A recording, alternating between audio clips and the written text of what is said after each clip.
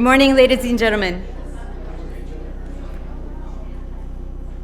Excellencies, distinguished guests, ladies and gentlemen, it gives me great pleasure to welcome you to the 10th Sultan Qaboos Cultural Center Annual Conference. This year we partner with the Smithsonian National Museum of Natural History to explore the topic Past Meets Present, the impact of tradition on modern Omani fashion and accessories. I'd like to thank His Excellency Ibrahim Saeed Khalif Al-Kharousi, the Undersecretary of Heritage at the Ministry of Heritage and Tourism in the Sultanate of Oman. His Excellency gave a keynote speech at last night's opening reception, and we thank him for his remarks. I would also like to thank His Excellency Musa Hamdan Al-Tai, Ambassador of the Sultanate of Oman to the United States, and our colleagues at the Embassy of the Sultanate of Oman for their support of this center and our activities. It was a tremendous effort by our colleagues and His Excellency himself to help us get this conference off the ground, and so we're very grateful for your continued support. We're also grateful for the participation of our colleagues who traveled from Oman to take part in 2 events this week.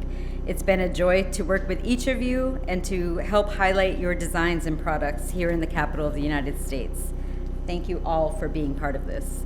And finally, I would like to thank the Smithsonian National Museum of Natural History, including my colleague, Dr. Paul Michael Taylor, for their collaboration on this conference. It's been 2 years in the making due to COVID, and we are very happy to have finally reached this point. So we thank them, and we look forward to Dr. Taylor's presentation during the lunch. Now it gives me great pleasure to welcome to the podium His Excellency Ambassador Musa Hamdan Al-Tai. Your Excellency.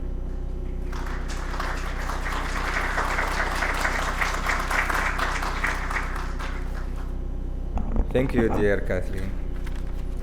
I don't actually have a speech. I have just a small role to introduce His Excellency. I just want to start by saying, Your Excellency, Excellencies, distinguished guests, ladies and gentlemen, welcome to the Sultan Qaboos Culture Center 2022 Annual Conference, Past Meet Present, the Impact of Tradition on Modern Omani Fashion and Accessories. The center strives to strengthen the dynamic relationship between the people of the United States and the Sultanate of Oman by exploring the breadth and richness of our 2 cultures. This is the SQCC's 10th annual conference. Each year, we collaborate with a reputable American institute on a subject of mutual interest. Past topics include healthcare, environment, trade and tourism, history, education, entrepreneurship, and many more. SQCC's partner for this year's event is the Smithsonian National Museum of Natural History. We would like to thank Ms. Virginia Crum and her colleagues for their friendship and cooperation as we work to organize this special event. This conference follows SQCC's partnership with the Smithsonian's Women's Committee for the 2022 Craft to Wear Show, which highlighted some of the best Omani wearable crafts, from fashion to beauty and self-care products to gold, silver, jewelry. We thank our Omani colleagues who traveled so far to exhibit their beautiful crafts. I wish them a safe journey back.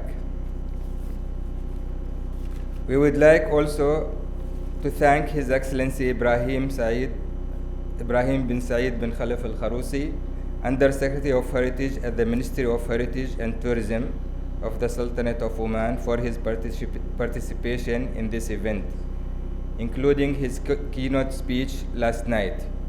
We are honored by His Excellency's participation in our annual conference. He joined us with a vast experience in heritage as an engineer and many high responsibilities in different positions in Oman. I would like to invite His Excellency to the podium for a brief welcoming remarks. Thank you very much.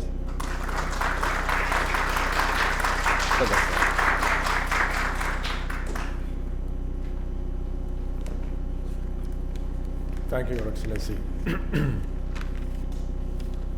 Good morning, Your Excellency, the Ambassador of the Sultanate of Oman to the United States, Your Excellencies, distinguished attendees. It is my honor to be here with you today. Thank you for your participation to this informative seminar that will take us through and demonstrate how Oman's modern fashion and handicrafts walks hand in hand together with rich cultural heritage acquired over centuries. Again, I would like to express my sincere appreciation to His Excellency Musa Tai, Ambassador of the Sultanate of Oman to the United States, and Mrs. Kathleen Ridalfo, the Director of Sultan Qaboos Cultural Center, for organizing this wonderful conference. Thanks goes also to the attendees organization, to the esteemed organization, Smithsonian Institution, and all our partners in this conference who came, and all our presenters who will give the presentation in this conference, who came all the way from Oman. Thank you all. Thank you.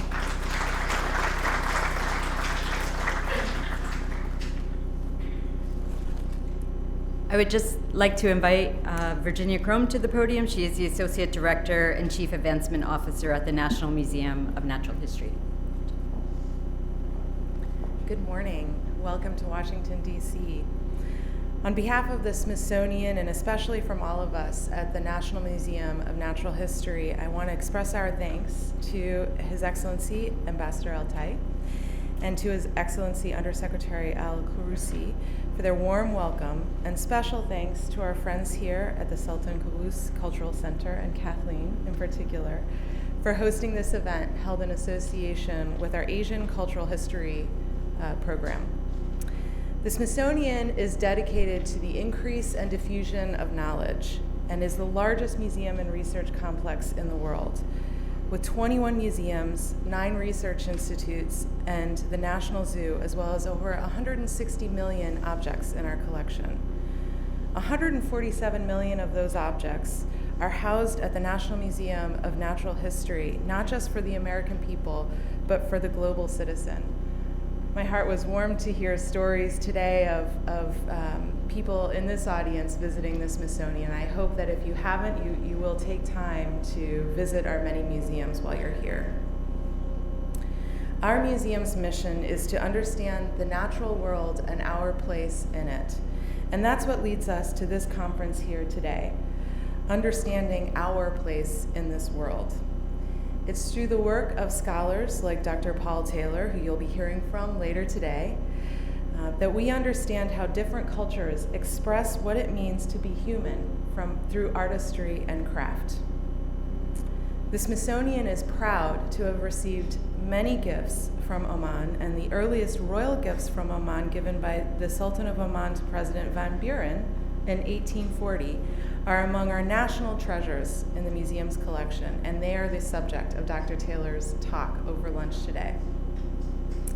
Dr. Taylor and his team, in the past 2 years during the pandemic, began a partnership with the National Museum of Oman with the much appreciated support of the U.S. Embassy there. And despite the recent pandemic, which has postponed in-person travel, they've been very successful in organizing exchanges that are now scheduled in the coming months, but have also carried out an active program of webinars and virtual exchanges to plan for that. We highly value our partnership with scholars and institutions in Oman, and we are delighted that our museum has been able to work closely with the Sultan Qaboos Cultural Center and with your embassy, Mr. Ambassador, in activities like the recent Craft to Wear show organized by the Smithsonian Women's Committee and the conference taking place today. Thank you very much. Please enjoy the day.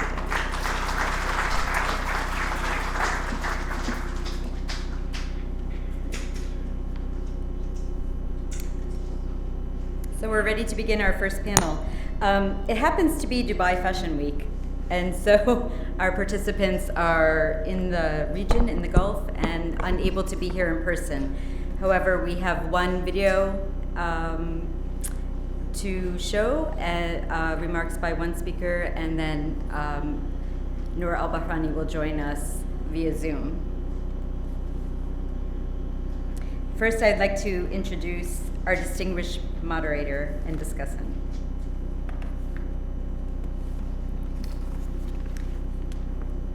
Dr. Alexander Nagel is chair of the Art History and Museum Professions program at the State University of New York's Fashion Institute of Technology in Manhattan, and a residential research associate at the Smithsonian Institution's National Museum of Natural History in Washington, D.C. He previously served as curator of the Ancient Near Eastern Art at the Smithsonian's National Museum of Asian Art, where he curated exhibitions on the ancient cultures and modern legacies of Egypt, Western, and Central Asia in Washington, D.C. He holds a PhD from the University of Michigan and is actively involved in the research and publication of materials from archaeological fieldwork in Iran, Greece, and Yemen. At FIT, he teaches courses on museum professions, exhibitions, and art history conservation. Dr. Nagel, please.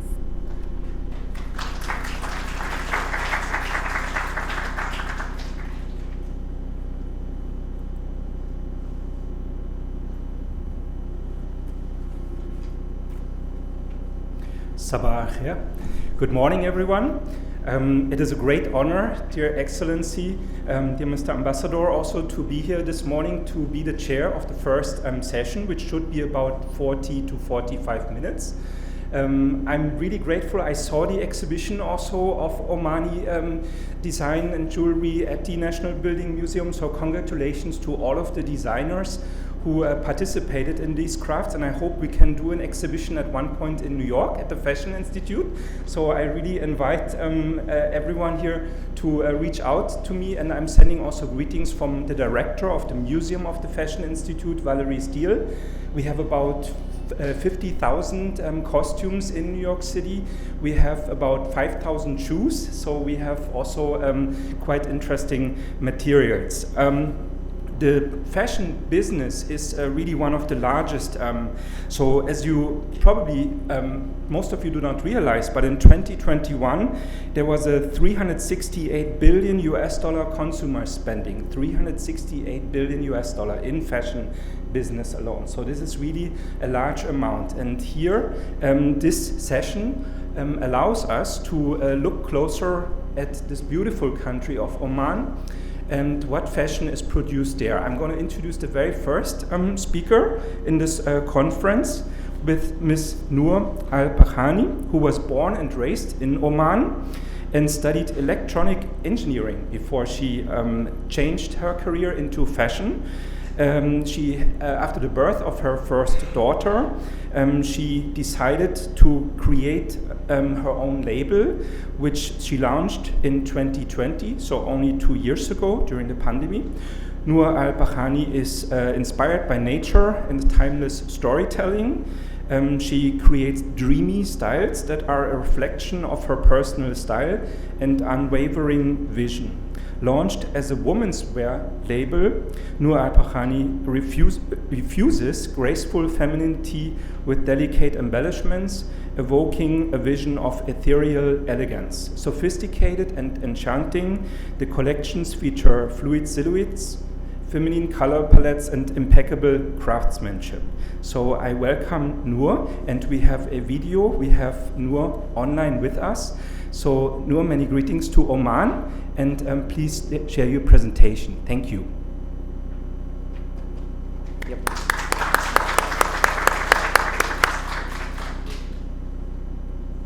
Good morning, Washington. Good evening, Moscow. Dear esteemed guests, it is an honor to stand before you here today and represent such a culturally thriving nation of Oman and show to you what it has to offer. My name is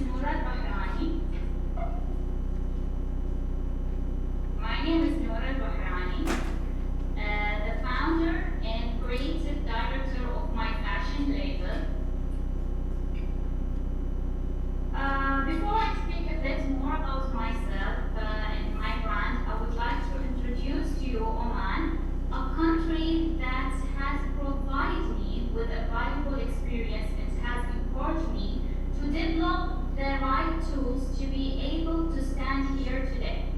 I thank Oman for supporting me through my journey of becoming a designer, and I look forward to showcasing the world what Omani culture and traditional is all about. Oman is the gem of the Arabian Peninsula with abundant history, culture, traditional, and nature. Nestled between the Arabian Sea and the Hajar Mountains, Oman's history stems from its shipbuilding and trading expertise. This path, the path of being recognized as being a part of the Silk Road, connecting the east to the west. Over the years, Oman curates its culture and traditional to all parts of the world through their trading routes. As a result, Oman was also influenced by the different cultures, which is playing a role shaping how we perceive the different forms of art. Fashion is a form of art, a tangible piece of art that encapsulates stories, cultures, traditions, and histories. What I love about fashion is that it starts as a blank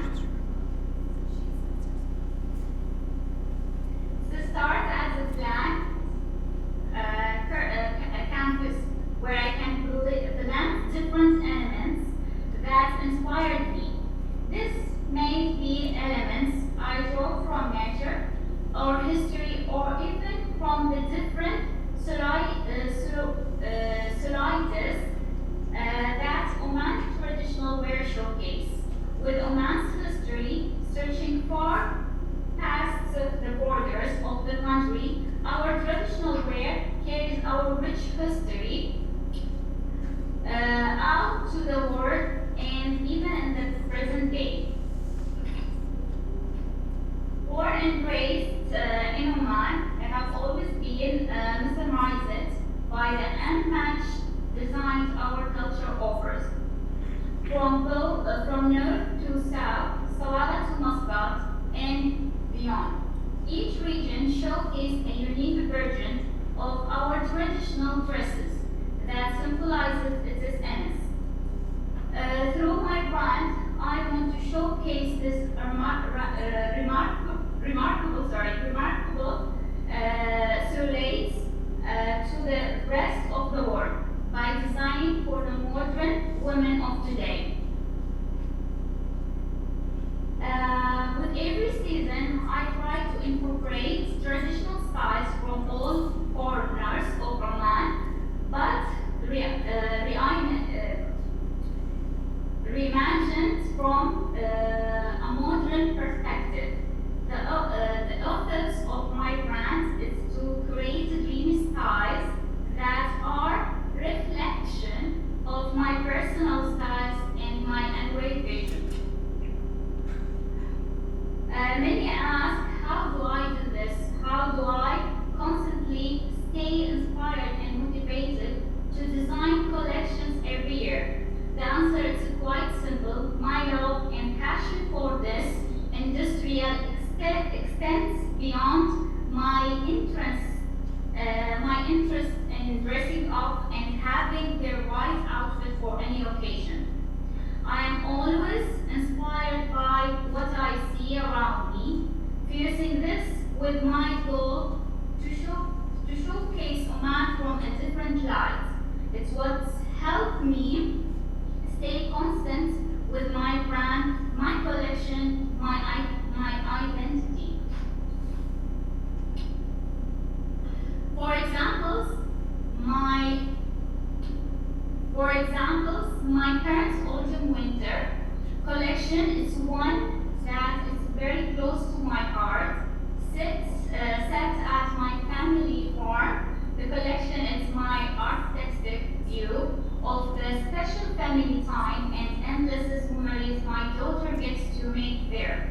In fact, this collection is dedicated to my daughter, Jude, as the special bond found we share it deeply rooted in it. I tried to replace our bond through mommy and me styles.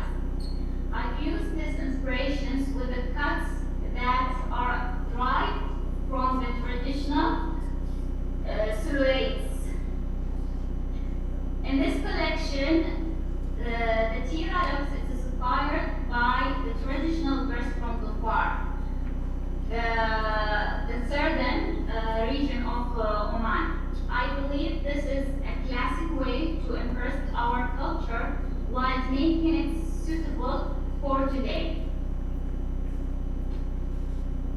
Whereas my upcoming Spring-Summer 2023 collection is inspired by the first rays of sunlight that breaks through the clouds. Once again, this collection too has silhouettes redesigned from traditional designs. The traditional abaya is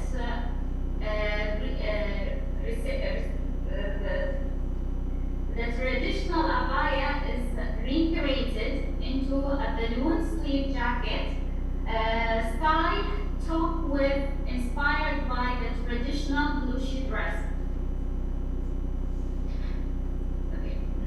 While the Aindif is also inspired by the Belushi dress, but with a Nur Bahrani touch through additional of a cape with the suitable embroidery details. Every embroidery embellishes details I designed as an artifact representative of natural elements I see around me, taking the form of the different patterns with the abstracted touch is a way I ensure there is a contemporary touch to every look. I still can't believe that I have been blessed with the opportunity to stand here and represent my country and everything I do at Craft to Wear. I launched my brand back in 2020, something that I'm so proud of. However, soon after I launched my brand, we entered to the pandemic, which was one of the biggest challenges that I had to face, both as an entrepreneur and as an individual starting a new business and facing the perils of pandemic was definitely not part of my individual business plan. What helped me navigate through this uncertain time was the support I received from my family, friends, and most importantly, my country. The support I received from my country helped me perceive each challenge as a learning curve to cultivate the right mindset to help my business grow.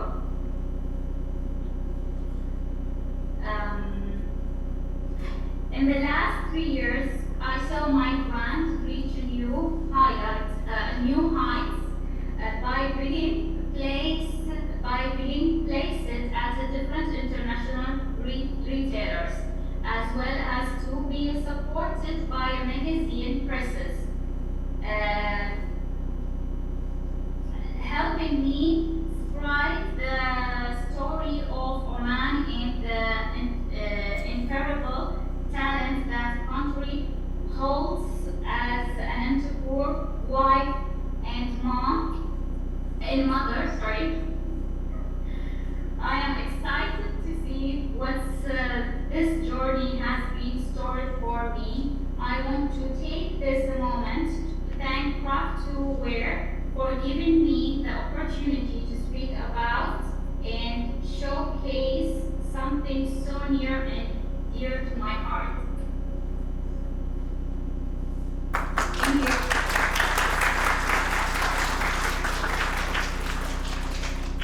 Shukran.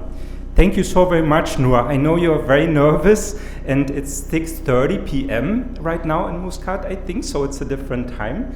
We're going to move on to our second presenter. It's a video that we want to share of a designer who's pretty popular to most of you who know a little bit about Omani fashion. Miss Amal Al-Khaisi discovered her innate talent for design when she was looking for the perfect wedding dress. That's how her story started. She did not find it, so decided she would do it herself, design it herself. That step involved into the establishment of the brand that carries her name today, and through her position as founder and creative director of her brand, Al-Khaisi seeks to put Oman's name on the map of the fashion world by offering luxurious, ready-to-wear designs, by accessoires as well as wedding dresses she designs, and her Dar El Asel boutique in Muscat supports a number of distinguished local designers. Her designs have earned her the recognition in many global magazines such as Vogue and Harper's Bazaar, Arabia, Ella Arabia, Oman Magazine and Haya Magazine, and many more. She also participated at the Condé Nast International Luxury Conference, London Modest Fashion Week, Torino Fashion Week, the highest global fashion week in Paris, and the Symposium of Luxury in Riyadh, Saudi Arabia, where she was the guest of honor, speaker, and a jury member. So we're going to watch the video of Amal, and then we return to Noor with questions. Noor, can you stop your sharing? That's screen sharing.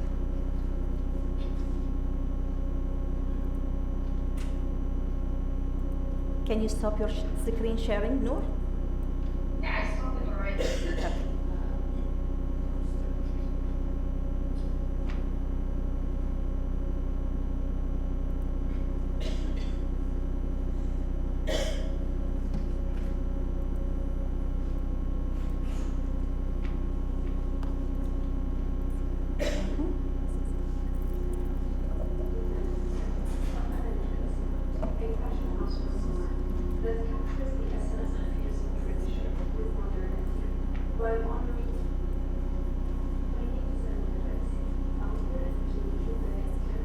Is it loud enough for you?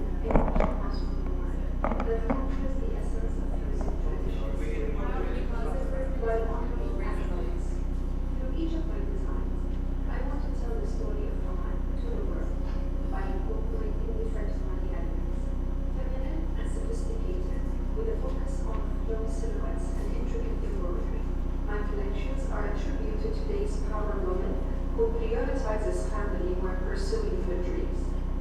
Putting Oman on the international fashion map is one of my goals, so representing Oman at Crafts to Wear in Washington is truly an honor. I believe that learning about different cultures brings us together. It expands our knowledge, helps us to understand each other, and promotes mutual respect. Fashion is an expression, image, and personality of a country. It reflects the culture, values of the nation. Its impact is incredibly important, and sharing that with the world helps us to understand more about different cultures, communities, and countries.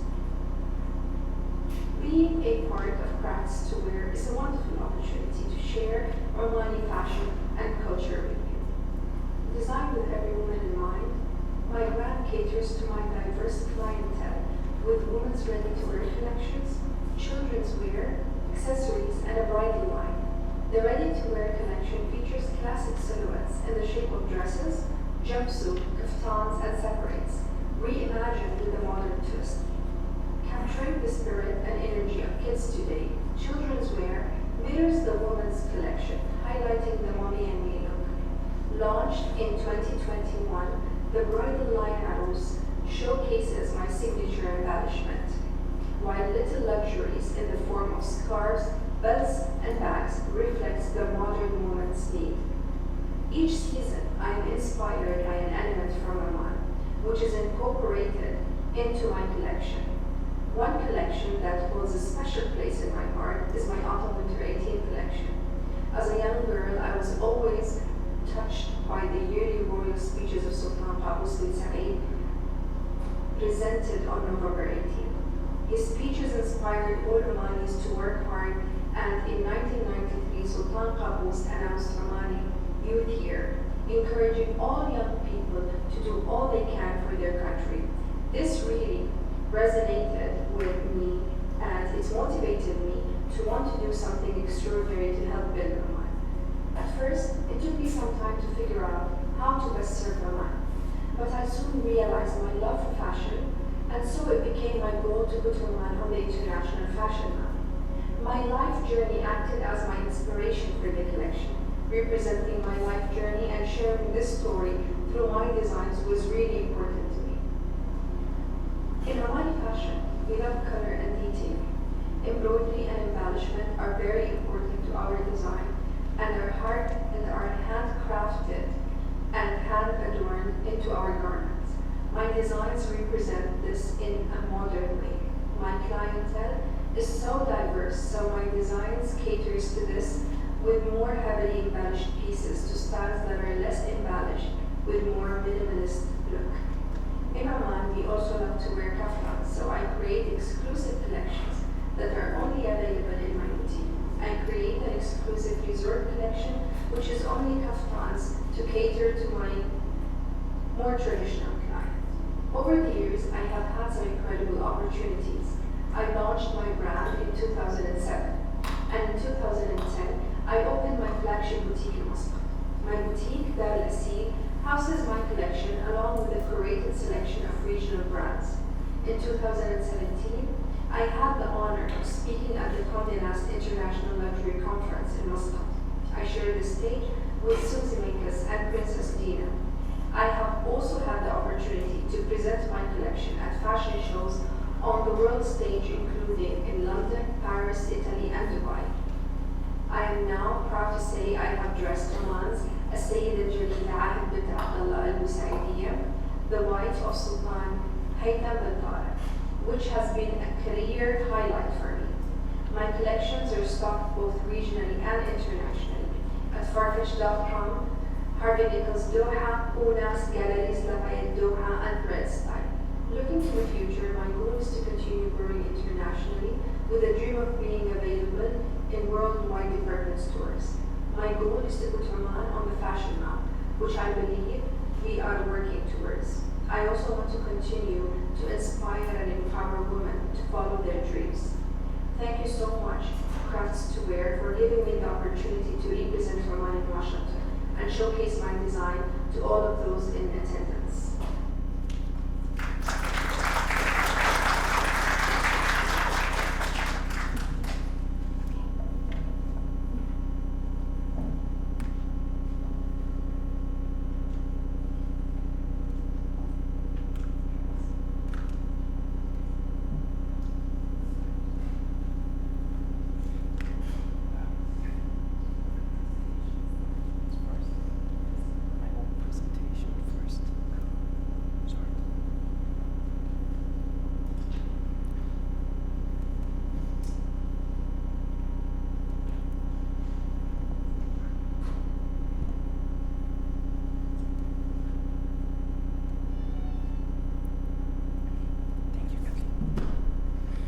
So before we have questions for Noor, who's with us, I just wanted to show also very briefly a few of the designs that Amal actually had just talked about in her presentation. So here you see the First Lady in a dress by Amal. And when we look through her recent work, it's been featured really on quite a lot of these new fashion magazines that we have all over the Arab world. So for everyone, I encourage also looking at the recent Vogue Arabia magazines, so where quite a number of Omani personalities are featured in dresses worn by Omani designers. And don't forget also that fashion photography photography is also part of the whole business. So there are a lot of fashion photographers in Oman who you can follow now on Instagram and all of the social media. So my first question actually to Noor would be, Noor, how do you distribute also your beautiful designs? And congratulations also on all of the wonderful work that you've done so far. Do you work with fashion photographers who help you also to share the word? Yeah, for the photo shoots or for the photographer, I have my agency, it's Fashion Exclusive Dubai. So this is who helped me in my shoot sessions and my sales. They handle it for me. All right.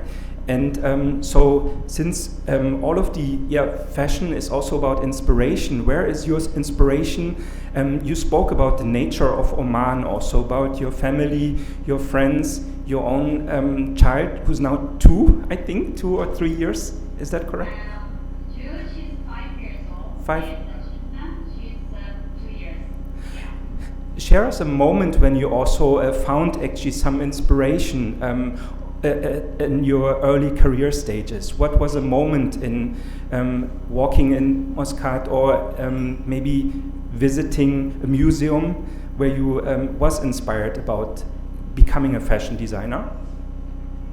Becoming a fashion designer was always in my head before even I studied electronic engineer. Then I encouraged myself. Then the nature here in Oman has helped me a lot to inspire. So basically, I inspired everything around me. That's become for me easier to be a designer. Natural. Mm-hmm. Thank you very much. And what is your dream for, let's say, the next year? So what is a goal that you have set for yourself for the next few months? There's Arab Fashion Week in January, I think, happening. What are your goals for the next few months? My goals for the next 2 months, let's say the last of this year, we're soon preparing to launching the end of this year, spring and summer 2023. And I'm planning to open a boutique as well. So this is the plan for me for the few months, 4 months later. I would actually suggest we can already now start with questions from the audience because Noor is with us. Is there a question from the audience that you would like to ask her directly, maybe now? Yep, in the back.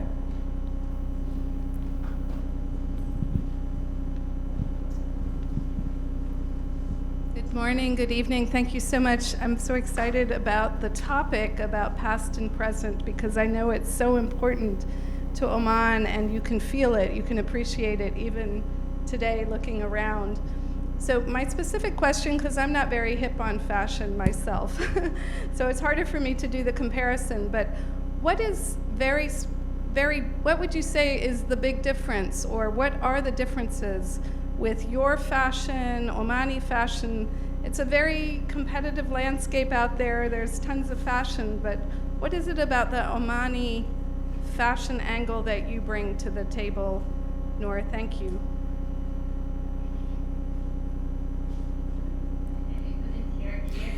Sure.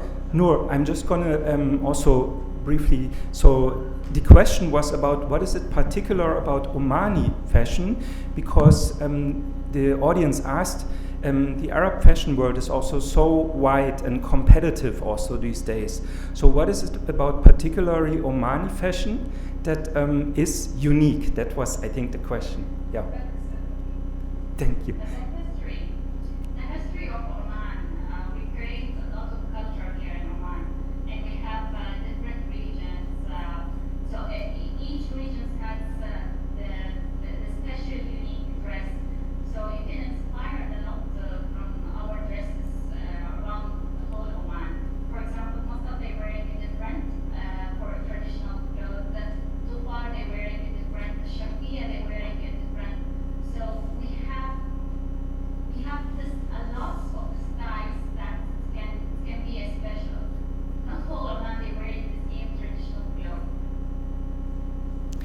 Thank you. So the traditions are also in each part of Oman different, as you mentioned. So it's obviously surrounded by the water, where there's lots of influence also in ancient cultures already coming. Yes, thank you. Other questions to Noor at this point?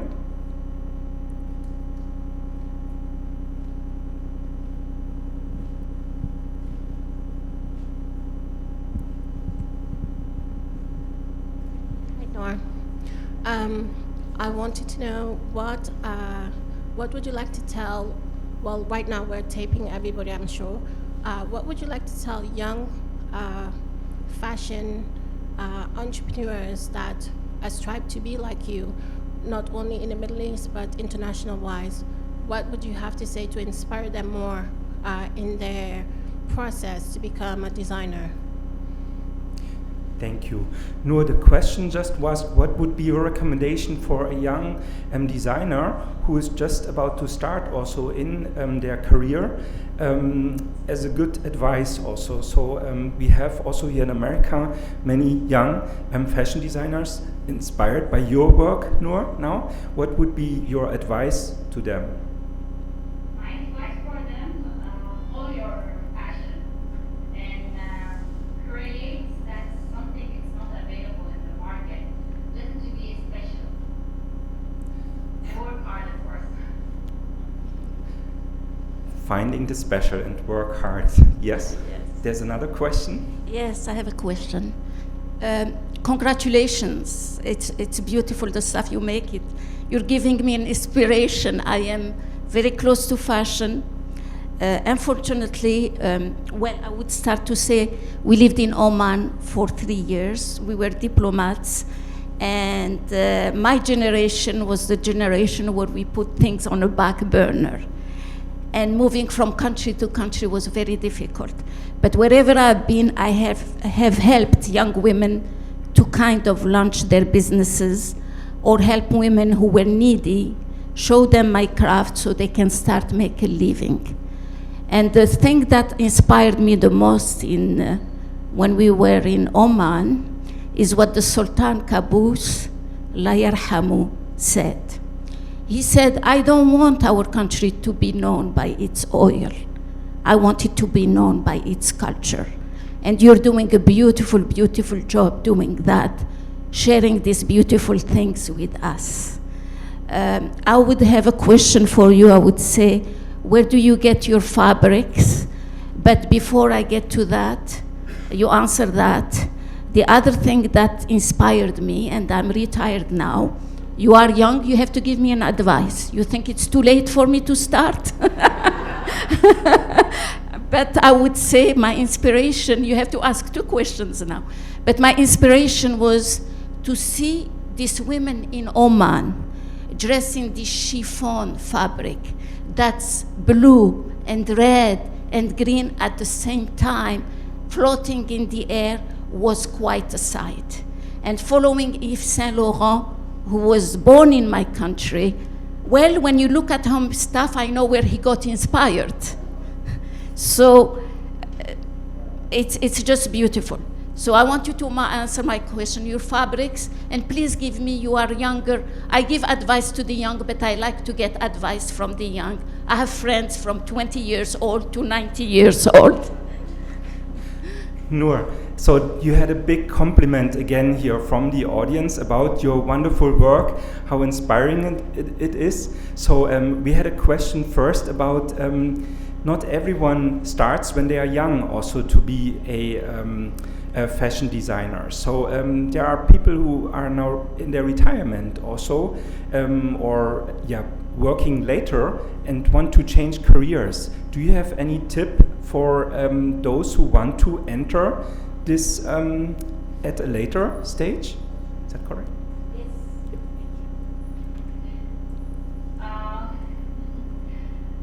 First of all, thank you very much. The second thing, I got the support. This is the key to let me to start as a young fashion designer. My big support is my husband. So I thank him a lot to give me this opportunity to start in this industry. So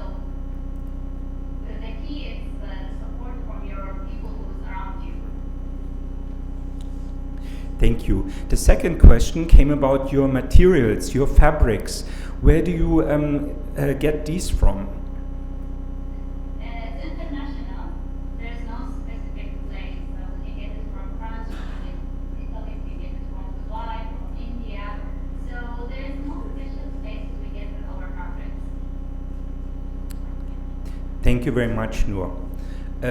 I also actually have a few more slides that I wanted to share for my presentation. Noor, can you see my slides also? Yeah, I can. Okay, so just a few additional comments on exhibitions and display of Omani fashion. So there was an exhibition that toured just recently through the United States and Europe, contemporary Muslim fashion. So what I was surprised, actually, this was in San Francisco, in New York City, came to Frankfurt also, is that there was no Oman fashion there represented yet at this point. So we have quite a lot of work actually still to do also in promoting Omani fashion, like at the National Building Museum with this beautiful presentation. And I think, Noor, some of your work also is here right now on the screen. So the audience can see some of them that was on display this last weekend. I hope many of you have seen also the works. So the detail that we have in Omani fashion. So tell us a little bit more about the production. Again, about are you involved in the production process? Yeah, absolutely. On the head of the productions, I love so much creating things that start from nothing. I like to create, I like to look to the drawings, choose the materials, the right materials. As usual, I use samples for the embroidery. So, and I think about it for 1 to 2, 3 days. If it will work with this color, or if it's not, will work with this color. Our audience member just asked also, or reminded us of the blues and the greens that are so popular in this. Do you have a favorite also color that you pick? My favorite color, I love all the colors, but my favorite color is yellow and green as well. Thank you.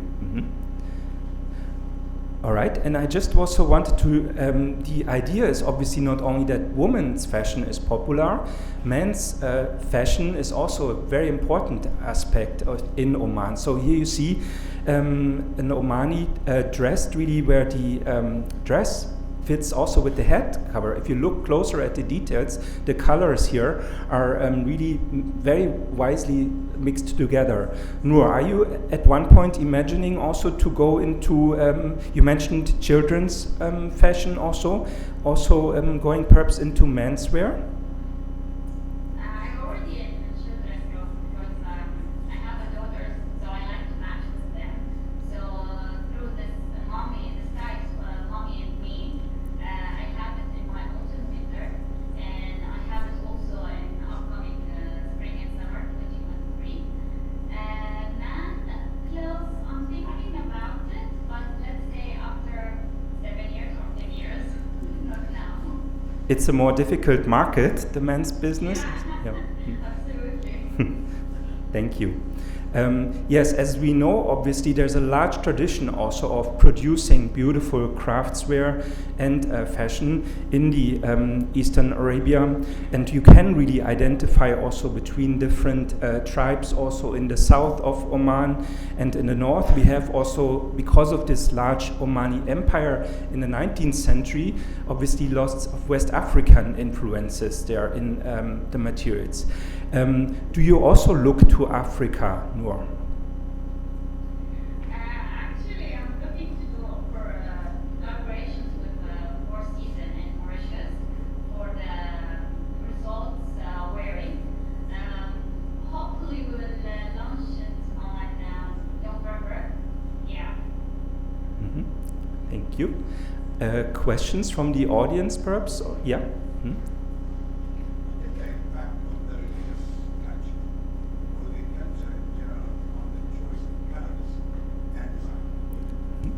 The gentleman asked about the impact of religion on crafts and dress in Oman also. Maybe you can also give us a little bit background about religion, how it forms the fashion and dress in Oman.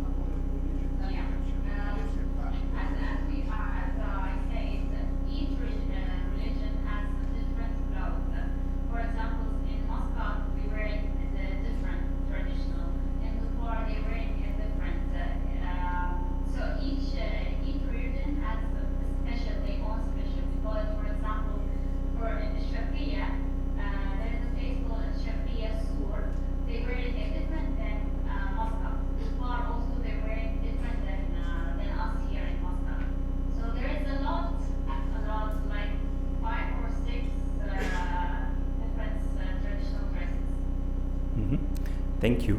And I'm afraid again that we in New York City have not done enough really to promote Omani fashion. So I just want to highlight one Oman dress that is in the Metropolitan Museum.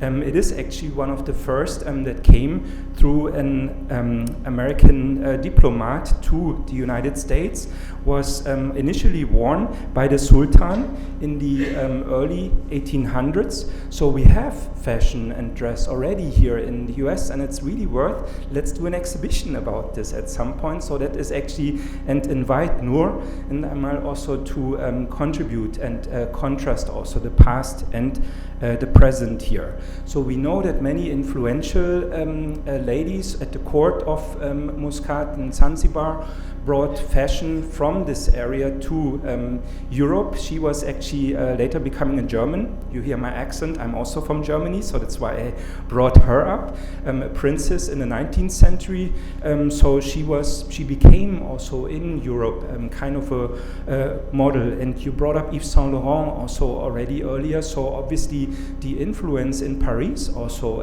that many of those who came from Arabia had, and from North Africa, we shouldn't overlook. So what I'm trying to do is actually educating on fashion in New York City. So we not only have students who teach designs themselves, we have fragrance. So as you know, Oman is also this home country really of the production also for frankincense and for the smells and the scents. So I would love actually to have at some point a collaboration with the whole idea of the scents.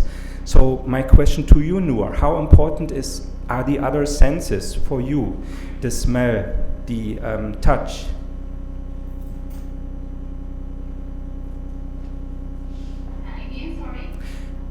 My question to you is about, we know that fragrance also plays an important role in cultures in Oman, the smell, the feeling also of touching a garment. So how do you see also other senses influencing your work?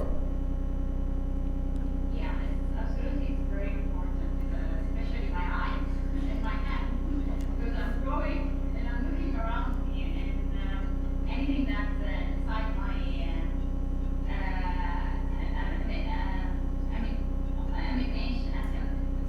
imaginations, so I converted from my head to the paper. That's why it's very important.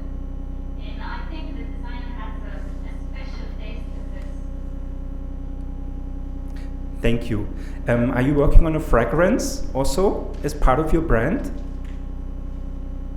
No, not yet. Not yet. Maybe in the future, I don't know. Thank you, Noor. Okay, there's one question from the audience. Yes, thank you. Sorry, Dr. Nagle, could you go back to your slide of the Metropolitan Museum's Sure. image and also the princess from Zanzibar? See, yeah. Sorry, you know, when you study fashion, it's not the same thing as really studying textiles and costume and so on. There's that sense of fashion as something that's avant-garde, that's particularly, you know, it sort of always has to be new, and it's associated with a certain sort of class and style and rank of society in a way. So these are fashion. And you know, when we look at fashions in just, suppose we weren't looking at Oman, we were looking in general, fashion, American fashion or whatever, people are often finding inspiration in other countries. So I wouldn't be surprised, in fact, as a result of things like the Craft Aware Show, if you start seeing from all these other fashion designers, some of them now from America who were there in this big juried craft show, start incorporating a few Omani elements, because that's a very American thing to do, and people put in pieces from Thailand and Japan and so on into their designs, and that's considered something particularly nice. I'm wondering if the same, you see, what we're talking about in the two examples, which have been wonderful examples and presentations, are sort of rediscovering, these traditional Omani elements and emphasizing those. But I'm wondering, when I look at this picture and the previous one of the Metropolitan one, to me, that seems like people are looking at an Indian pattern and just saying, this is something that I'm going to use. And I'm wondering if that is correct or if I'm totally off on that. And did things from elsewhere have a particular status?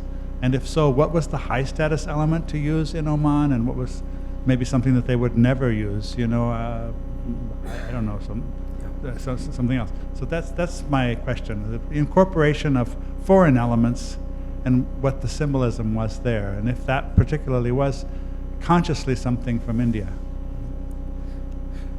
No, there was a very excellent comment right now from Dr. Paul Taylor about the difference fashion, dress also, and how to actually identify also what is again particularly Omani in in the fashion world, because we know obviously the influences from the Baluchis, from India, from North Africa also were so large over time. So the question now would be, again, I think, how to identify Oman in all of this. Does these Indian elements or foreign elements have a particular meaning or use for Yeah. a purpose? Yeah.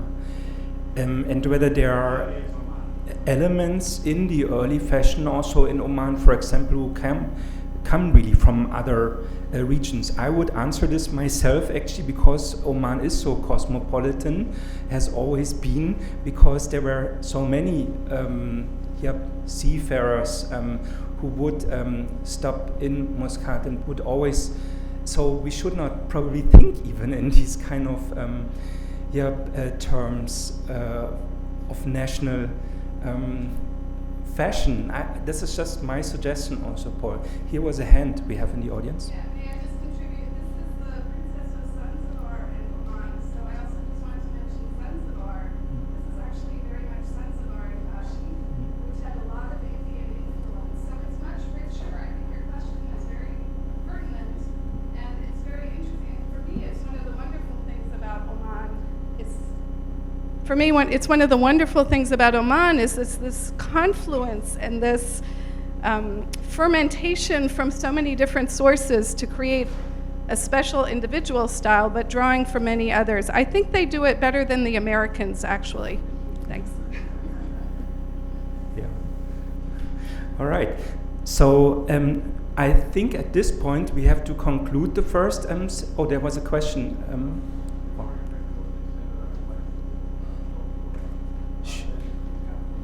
Sure. So she can see me. Yes, that would be great, Your Excellency. Thank you. Noor, we have a very special guest here with us who also has a question for you. Mm-hmm. Can I go out from this one?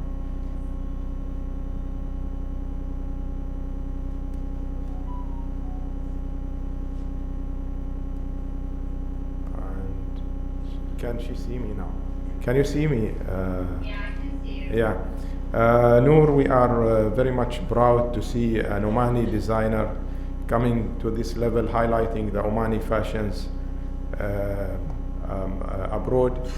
And well, my question is, going through your CV, I have noticed that you have changed from engineering to fashion design. So when did you discover that probably hidden talent? What makes you change, from engineering? Thank you. I always people they ask me this question, but the reason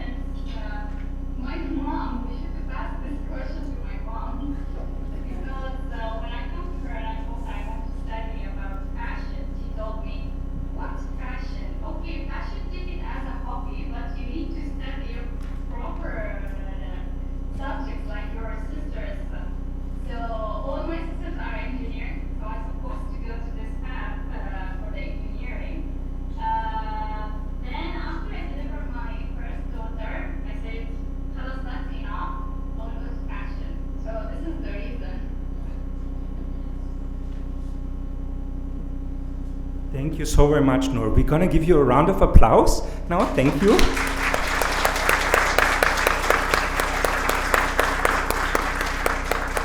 Please keep inspiring us also and send many greetings to your mom and your 5-year-old. So we continue with the next session in 5 minutes, I think. 10 minutes. Thank you, Noor.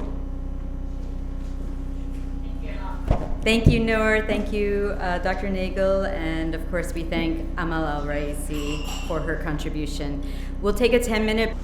We're ready to begin our second panel, where we explore personal adornment and the art of silversmithing in Oman. And I'd like to introduce our moderator and discussant, Dr. Mohamed Salhi. Dr. Mohamed Salhi is the Arab World Specialist in the African and Middle Eastern Division of the Library of Congress. He received his PhD in Middle Eastern History from the University of Chicago in 2006. His dissertation, The Lost South, Syria and the Palestine Question, 1919, is an examination of the development of the Palestine question in Syrian political development and national consciousness. He holds a master's degree in history from the University of Chicago and a master's in Middle Eastern Studies from the University of Chicago, with a thesis of The Battle for Dignity, the Palestinian Struggle, and Jordanian Resistance. He received his bachelor's in international studies from the American College of Switzerland and has native fluency in Arabic and reading fluency in French, Turkish, and Ottoman Turkish. Dr. Salhi has lectured widely throughout Washington, D.C., and in the media about the Library of Congress's Near East collections.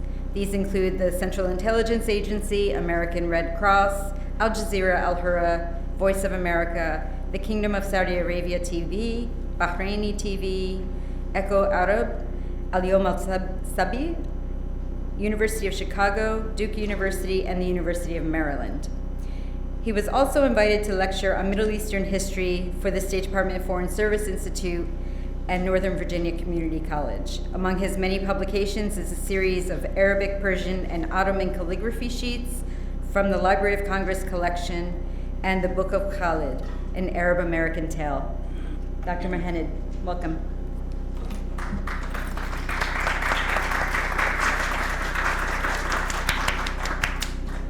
Thank you so much, Kathleen, for such a kind introduction. I don't know what to say.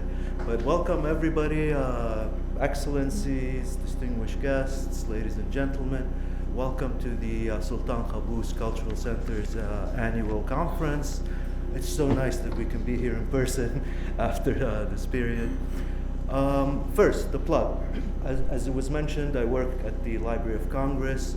We have an extensive collection in Arabic, about 400,000 books, as well as in other languages. So I would like to invite you or anybody who's interested to come do research at the Library of Congress. Of course, we have a number of works on Oman itself, so please do.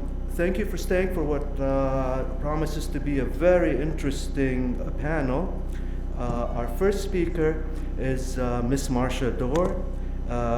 She's an international consultant who has worked with the Omani government to develop numerous museums and cultural initiatives since first traveling to Oman in the 1980s. Most recently, Ms. Dor has served as a consultant to the British Museum, Royal Ontario Museum, Oman National Museum project documenting women silversmithing tradition in South Oman for an upcoming British Museum exhibition. She previously served as a consultant to the Office of Royal Court Affairs for the development of the Oman Across the Ages Museum, a consultant to the Oman National Museum, a consultant to His Late Majesty's Office for Economic Planning Affairs, and as a consultant to the formerly named Ministry of Heritage and Culture.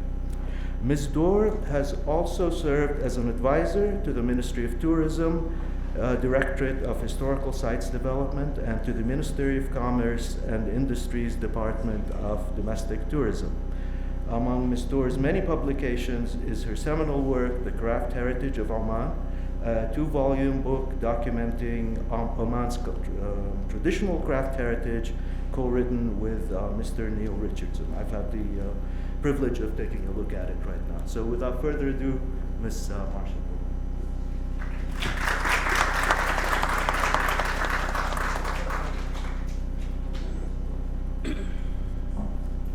Thank you, Mohammed, very much. I think you may have just revealed how old I am by that very long list of things that I've done through the years. I am Marcia Dorr. I thought I'd better say that again just in case, and would like to start by thanking you all for being here today. I see dear friends, old and many new friends, and I'm very grateful for your interest. I would also like to thank the Sultan Qaboos Center for all the wonderful things you're doing in my country and for inviting me here today to this wonderful conference. I am here really to talk about the tradition of Omani silver in this case, and I wanted to come because I believe that silver work, along with so many other forms of cultural expression, is a powerful tool for bringing people together. I guess the fact that so many of you are here today proves that. And I hope that I might plant a few seeds for the future. So, let's get started. When I was asked to come, the first thing that popped into my mind was the Smithsonian Folklife Festival. And I can still see my oldest Bedouin friend, Hania, removing her own fabulous wedding jewelry and using it to adorn a young American girl, Omani style, in silver from head to toe. United by the universal silver language of silver, they took dozens of photographs, shared coffee and dates, and they were instantly friends for life. It was the summer of 2005, and we had set up rows of artisanal workshops, an adornment pavilion, and a real Bedouin camp that stretched half the length of the National Mall, complete with camels, live camels. The festival ran for 2 weeks that summer, and during that time, 150 Omani artisans, poets, storytellers, and musicians met more than 127,000 visitors, and many of them continue to stay connected to this day. Another image that springs to mind is the baby camel escaping and running down the mall and being on Good Morning America, but that's another story.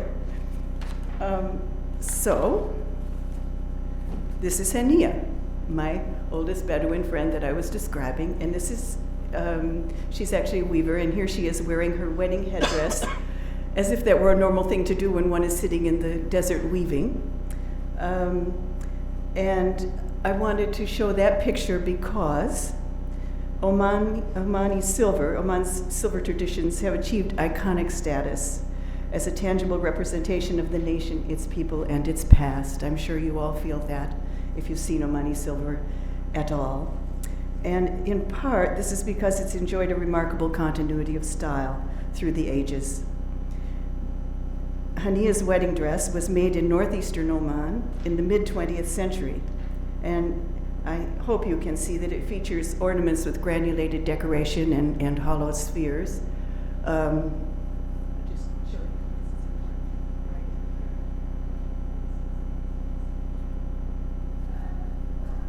And the adjacent close-up image is an archaeological find of a silver ornament from the same region of the Sharqiya,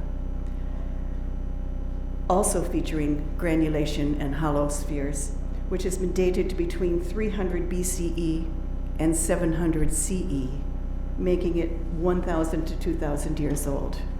This is incredible. Continuity of style is also evident from the jewelry once owned by Saida Salma, whom you have met earlier, the Omani Princess of Zanzibar. A selection of her personal belongings shown here and dating from the 1860s is now housed at the National Museum of Oman. And several of her silver pieces correspond directly in style to those which were widely worn in Oman through to the late 20th century.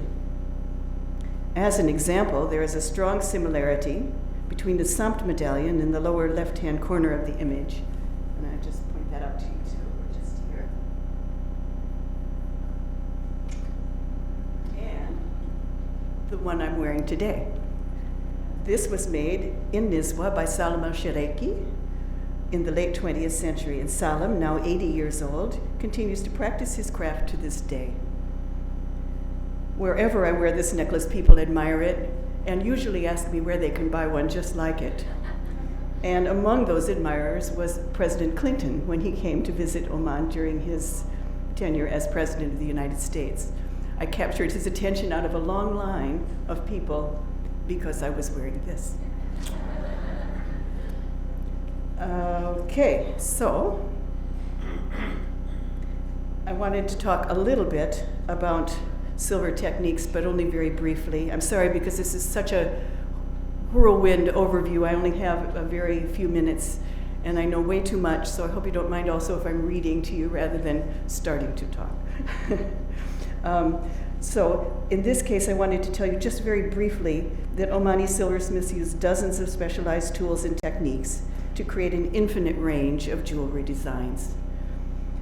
As a raw material, silver is the artisan's equivalent of a blank white canvas, and unlike gold, silver oxidizes over time so that the designs are dramatically revealed by the dark recesses in the metal.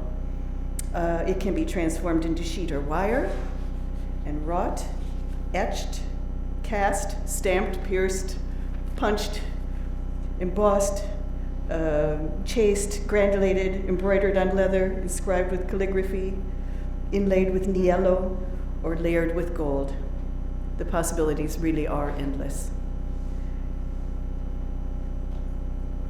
In Oman, such techniques are used not only to produce silver jewelry, but also ceremonial weaponry, coffee pots, incense burners, rosewater sprinklers, and even silver horse trappings. Jewelry for horses.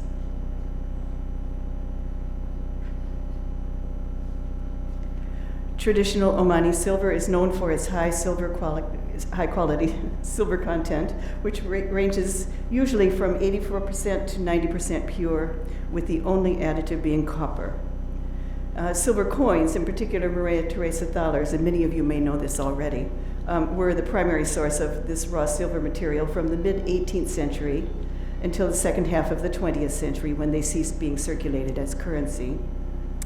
And thalers, rupees, and other silver coins were also prized as symbols of wealth in their own right, and were often featured on large Omani necklaces, like the one you see here. And as you may have surmised, such a necklace is the source of this beautiful medallion-like sumped, as it's called. The necklace had long since vanished, but this remained, and I thought it was so beautiful. In recent times, standardized ingots of 92.5% sterling silver imported from Europe, Asia, and Africa have served as the main source of silver material for modern Omani silversmiths. However, such material is too soft to withstand the rigors of the traditional fabrication processes, and so is typically alloyed with small amounts of copper to increase its strength and durability. Remembering that also a woman's silver would have been worn through her whole lifetime. She wanted it to last. It was important that it was strong.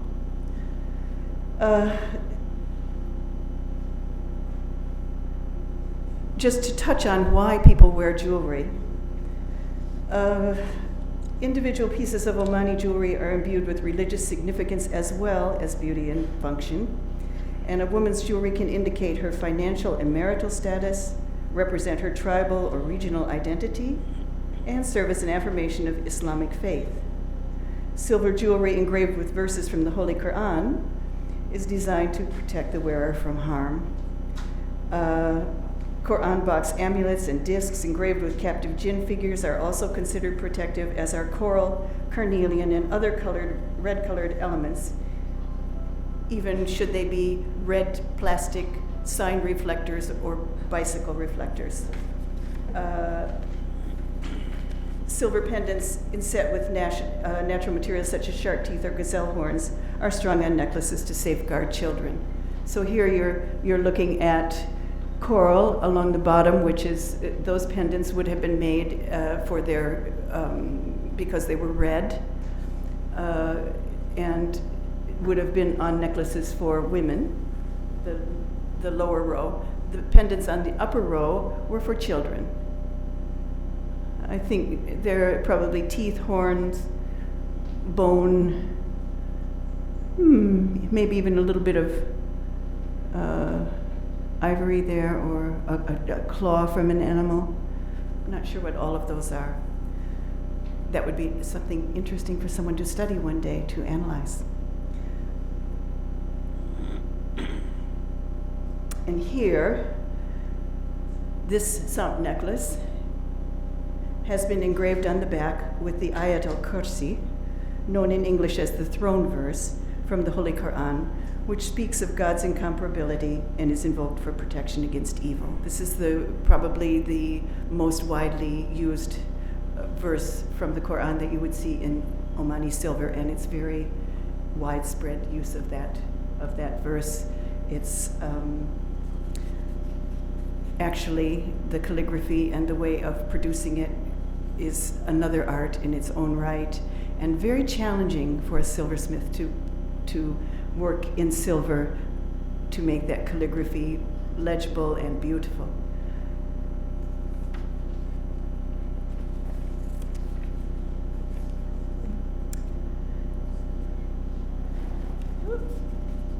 Where am I?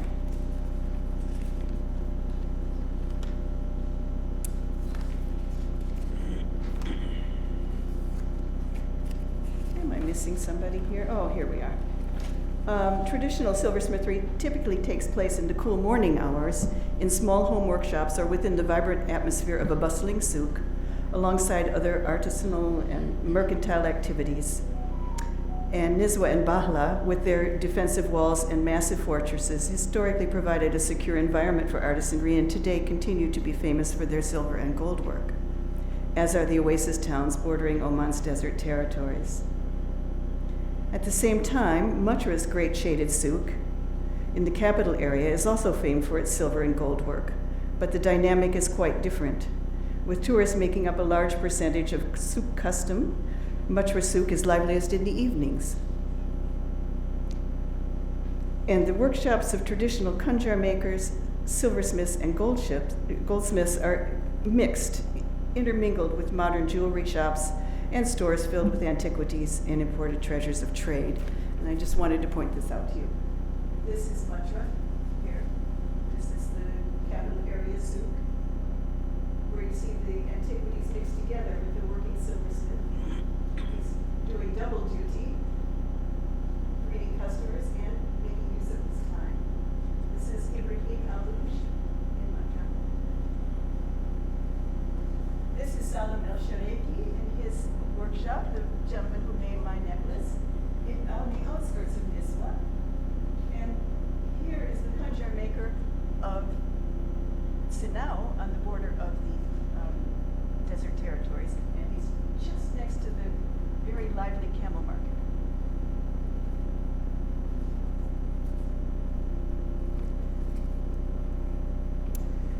This is a point I really want to mention because I think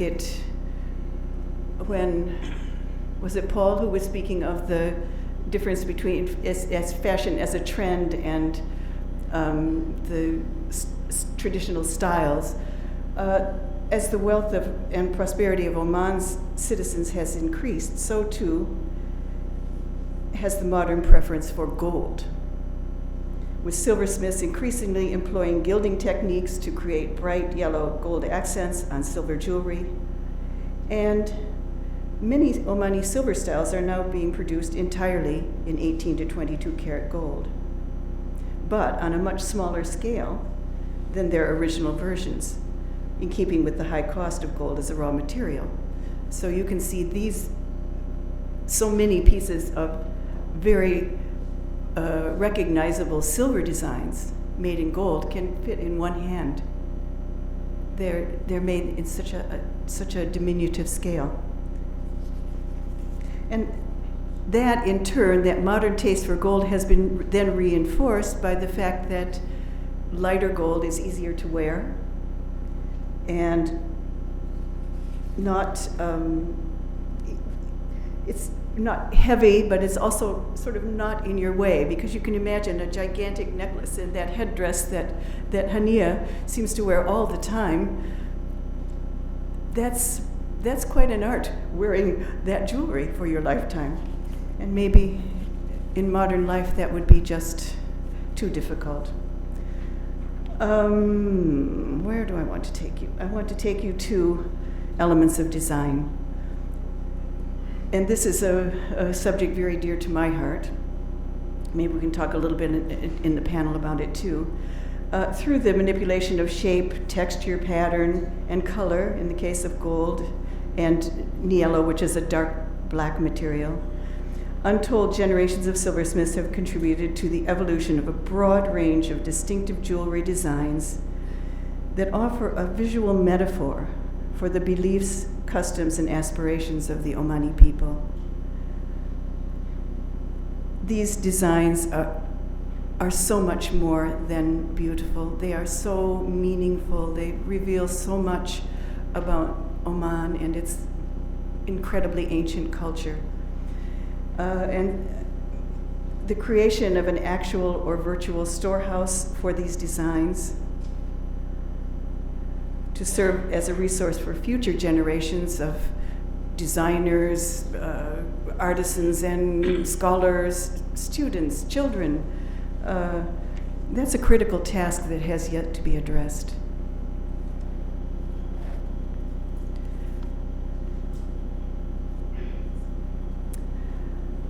The demand for traditional, oh, I'm sorry, that's another design I have in there. Give you a second to have a look at that. This is touching on the forms, the shapes themselves, spheres and ellipses. And there's the sumt again, the famous sumt. The circle divided, in this case, I think, into 32 parts in a very mathematical way.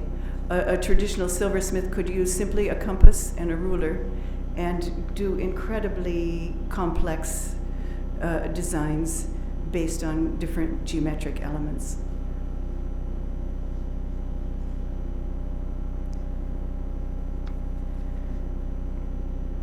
The demand for the traditional silversmith's craft has declined in recent years due to shifting tastes in fashion, greater prosperity, and the high status accorded to gold. The majority of Omani silversmiths who are skilled in traditional techniques of jewelry are of an advanced age, and the future sustainability of this time-honored craft remains uncertain. The majority of Omani silversmiths are also male and live in northern Oman. Indeed, throughout the Arabian Peninsula and in many other regions of the world, silversmithing is usually regarded as a male profession, although most articles produced are for women. However, during the mid-20th century, there were a few exceptional female silversmiths working in southern and northern Oman who were trained by men and belonged to well-known families of silversmiths. The silversmith you are seeing here is Tuful Ramadan Bimkalef, is her family name, from Taqa in the southern region of Dhofar. And she is wearing jewelry that she has made herself. And I saw her most recently. I saw her 3 times in the last 10 years. The first time was with Charlie Watts, the drummer from the Rolling Stones, who desperately wanted to meet her. And we went for a lovely afternoon tea. and she played for him her LP records on an old gramophone that she had in her majlis. The second time and third times were with a team of dear friends, and I want to show you who they are. As part of a project that we've been quietly working on since 2019, making their mark, adornment, identity, and empowerment of female silversmiths in southern Oman. It is the group of 4 of us women, are Dr. Odd Monjati, who is the metal specialist for the British Museum, Dr. Famida Suleiman, whom some of you may know, former curator at the British Museum who did the beautiful Middle Eastern exhibit, permanent exhibit that's there now. But she has left the British Museum and is now a neighbor of ours. She lives in Canada, in Toronto, and she's at the Royal Ontario Museum.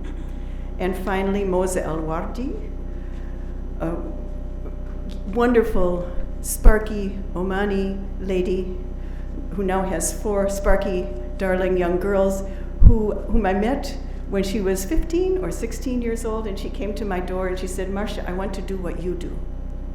And if she didn't manage to save her money and get herself to Australia and study heritage management at the University of West Australia, and nowadays has become the director of collections and the senior curator at the National Museum of Oman. I'm so very proud of her. She's amazing. And me, I'm the 4th. And the 4 of us have just had it confirmed that we will be having an exhibition at the British Museum next October. The last time we met with Tuful, we did extensive oral histories. She demonstrated her techniques to us and introduced us to some young women that she had been training. She passed away this past year, and we're very sad that we have lost her, but we're so very glad that we have so much of her to share still with everyone. And we hope that that exhibition, which will be in London at the British Museum, will also be traveling to Muscat, to Ontario, and I'm very much hoping it will come to Washington. I want to start a conversation about that. I want my country to see these amazing things and learn about these amazing people. So, in closing, I want to thank you all for your interest again. And I really look forward to answering your questions, and I deliberately have not gone too long because I think questions, I can maybe be more valuable to you by answering questions. I love them, throw them at me, no problem. I look forward to that process, but I would also like to say, I have to say one more time, that Oman's heritage is a priceless resource. Its heritage, as a powerful medium for cultural expression. And even as I am speaking here today, Oman's innovative young artisans, designers, trendsetters are creating silver traditions for the future. Tradition is a fluid term. The traditions of today are the traditions of tomorrow. It's a fluid term time-wise. So when I was asked to talk about traditional silver, I thought, where shall I stop? And maybe Mohammed can help me with that question. Thank you all.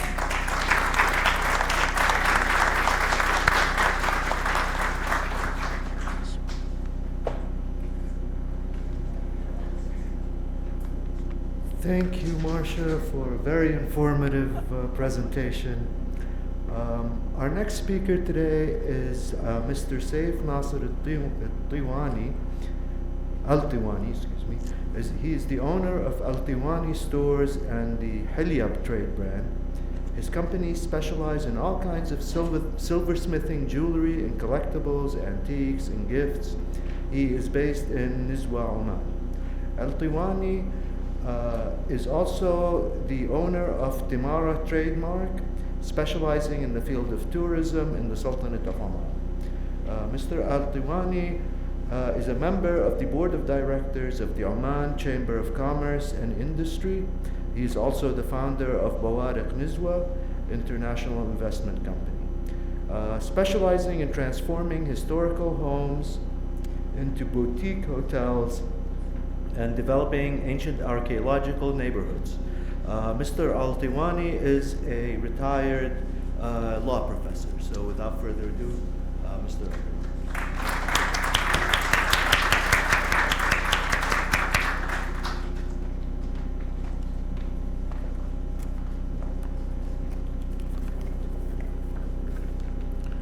بسم الله الرحمن الرحيم. السلام عليكم ورحمة الله وبركاته. سعادة السفير سعادة إبراهيم الخروصي، أصحاب السعادة، الحضور الكرام، السلام عليكم ورحمة الله وبركاته. أولا عندنا طبعا 3 محاور بالنسبة لنعطيكم البرزنتيشن عن صياغة الفضة. وتاريخ الفضة وأهمية صياغتها، ولفتة عن الفضة في سلطنة عمان، وأخيرا تاريخ لحظة العلامة التجارية حلية في سلطنة عمان.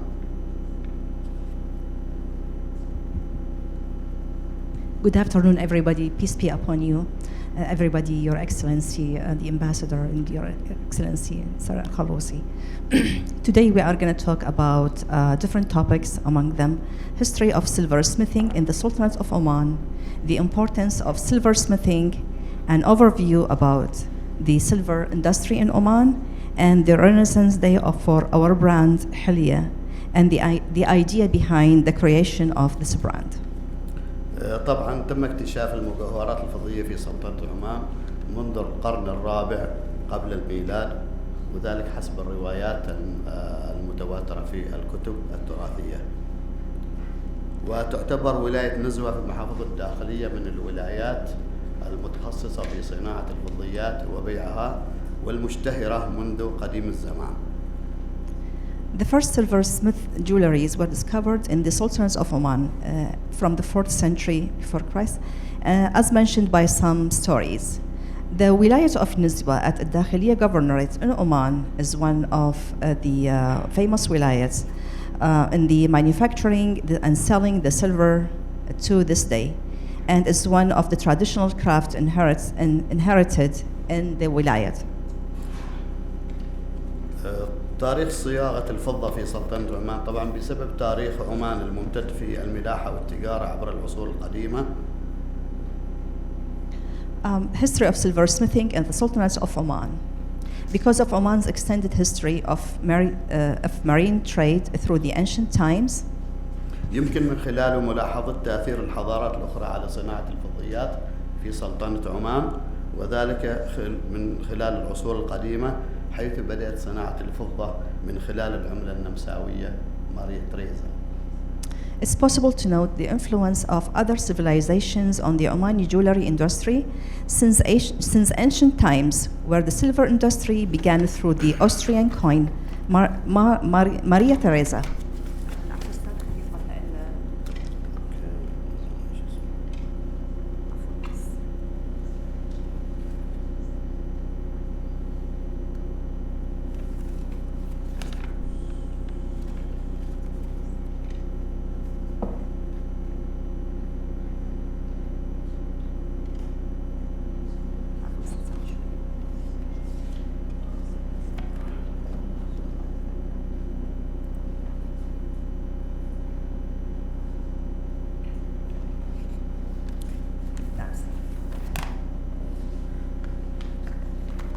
طبعا صياغة الفضة في سلطنة عمان ذات أهمية، وتعتبر مصدر فخر واعتزاز لدى العمانيين من حيث صناعتها للخنجر العماني والسيوف العمانية والعصي التي يتزين بها الرجل العماني في المناسبات والأفراح. The importance of silversmithing in Oman. Silver is a source of pride for the Omanis. The Omani dagger, sword, and cane are made from silver, which is the Omani man wears on occasions and weddings. طبعا تصنع الفضة للحلي النسائية بمختلف أنواعها، وهي بمثابة استثمار مادي لدى المرأة والرجل في سلطنة عمان.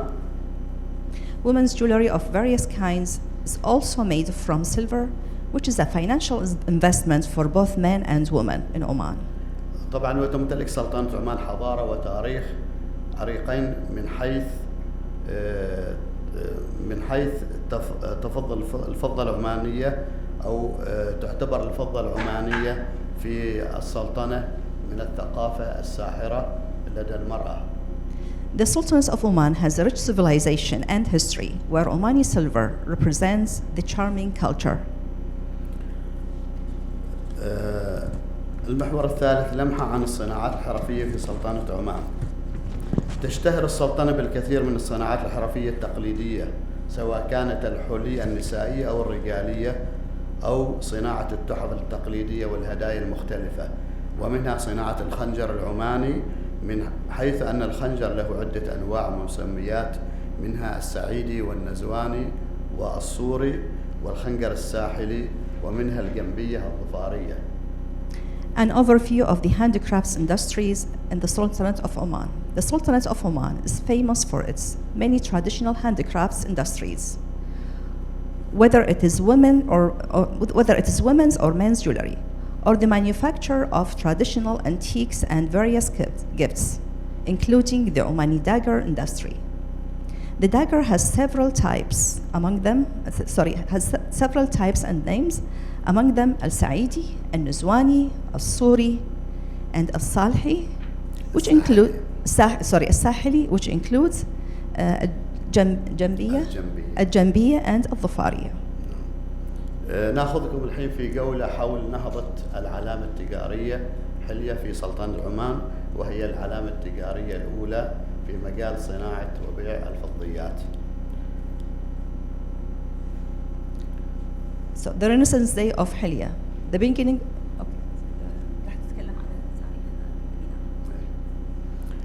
طبعا حيث كانت بداية العلامة التجارية هي في عام 1994 كمؤسسة أبو عماد الطيواني، طبعا كان بمحل واحد في ولاية نزوة. The beginning of Abu Imad al-Tiwani Corporation was in 1994. It started with one shop. وفي عام 2002 ارتأينا افتتاح ورشة لصناعة الفضة في ولاية نزوة، وكانت هي الورشة الأولى على مستوى الولاية. In 2002, the first silver workshop was opened, and it was very modest with only one worker. وفي عام 2009 تم افتتاح الفرع الثاني لمؤسسة أبو عماد في ولاية نزوة. In 2009, the second branch was opened in Nizwa. في عام 2014 ارتأينا من حيث طلب على المنتجات الفضة والصناعات الحرفية، ارتأينا عملية تغليف هذه المنتجات بحيث أن تطلع بصورة أفضل وبصورة حضارية، فتم افتتاح ورشة خاصة للنجارة لصناعة العلب الخاصة لهذه المنتجات.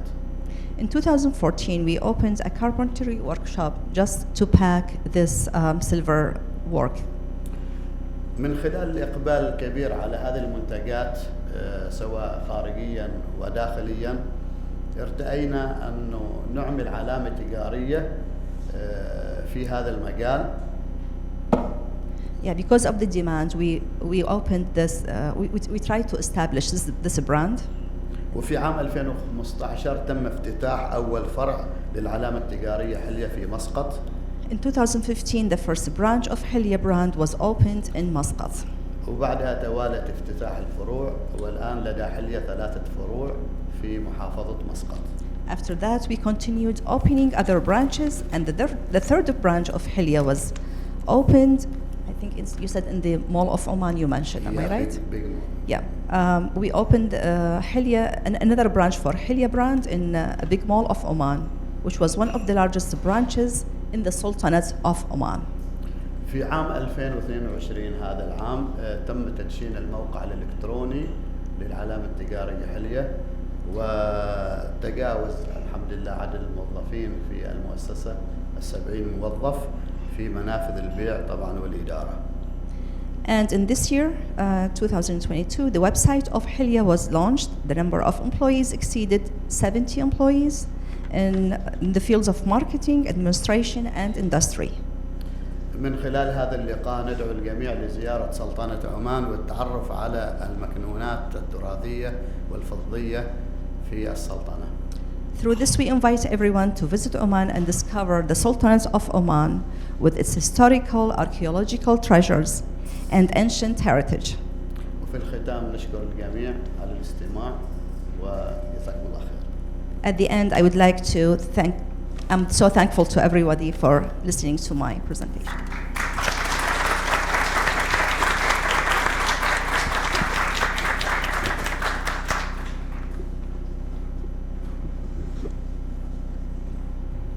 Thank you, Mr. Al-Tiwani, for this wonderful presentation. All I can say is I'm glad my wife is not here with all this talk of jewelry. I'd be in trouble. So we have some moments for Q&A. Does anybody get please?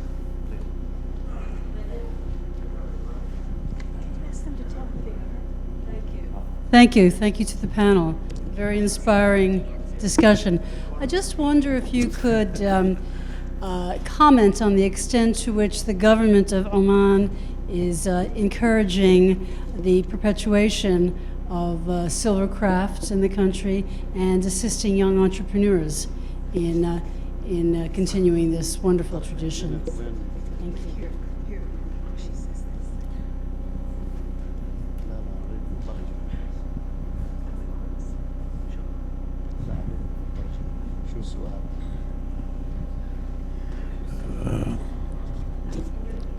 Sorry.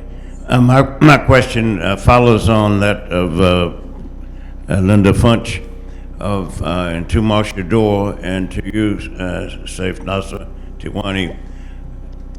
How would you describe the programs, the projects, the events, the activities being passed on to the younger generation, both to have the skills and to appreciate the culture, and to have others more aware and appreciative of Oman's many multifaceted, diverse, extraordinarily ancient and rich contributions, not just to its own people's culture and survival and crafts and techniques, but to the surrounding region and the world beyond.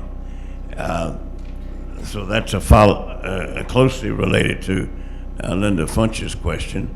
But a more global one is a moral question that comes up from time to time of things like the marbles of Greece and the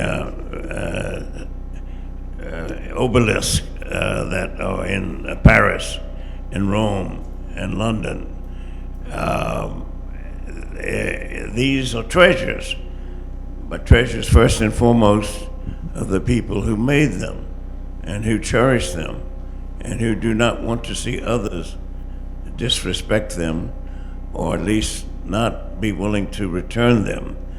I've been encouraged in the last year that various British museums have begun returning to northern Nigeria various artifacts that the British soldiers who invaded and occupied that part of Nigeria took away with them to Great Britain. That maybe is a first step. And maybe it doesn't have an answer, but it would hopefully open a rich conversation. My name is John Duke Anthony.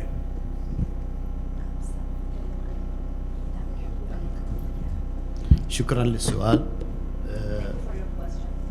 بالنسبة للدعم الحكومي طبعا في سلطنة عمان.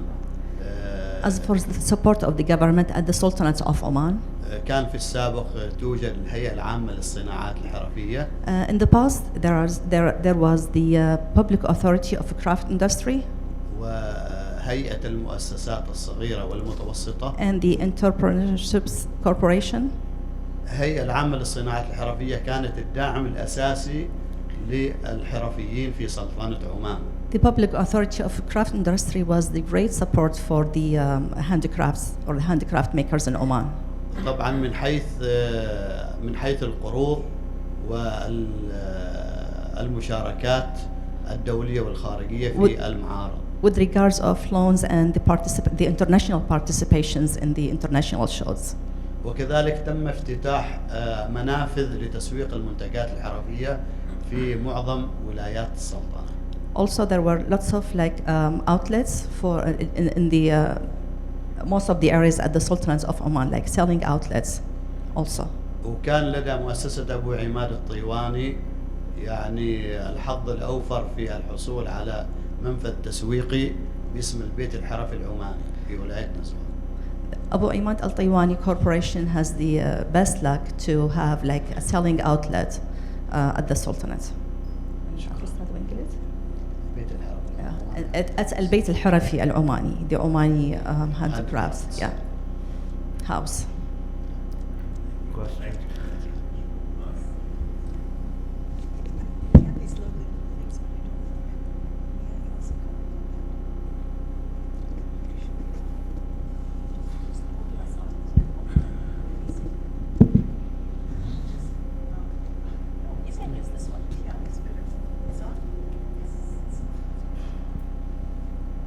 I just wanted to speak to that a little bit more. I can think of 50 answers to those wonderful questions, and I'm reining myself in, but I did want to make a couple of comments.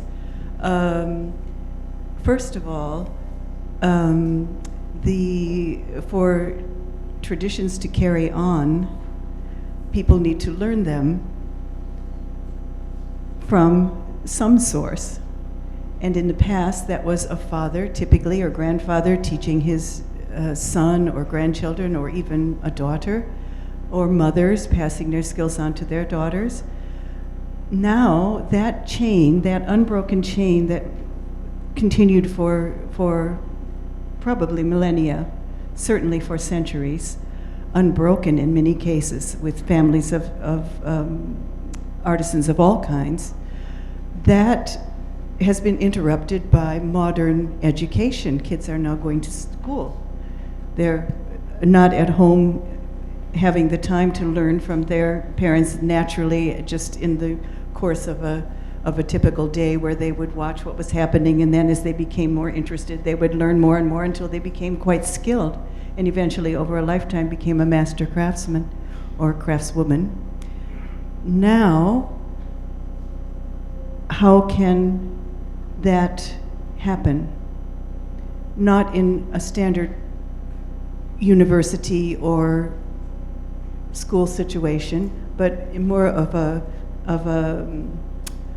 vocational training kind of environment. And this is where it's been very hard. I know that the Public Authority for Crafts, they worked to create some systems, and I think there are also some technical colleges that offer courses now. I'm not entirely up to date because of the pandemic. I don't want to speak for today, what's happening, but I would like to speak for the future, because I think this is where a huge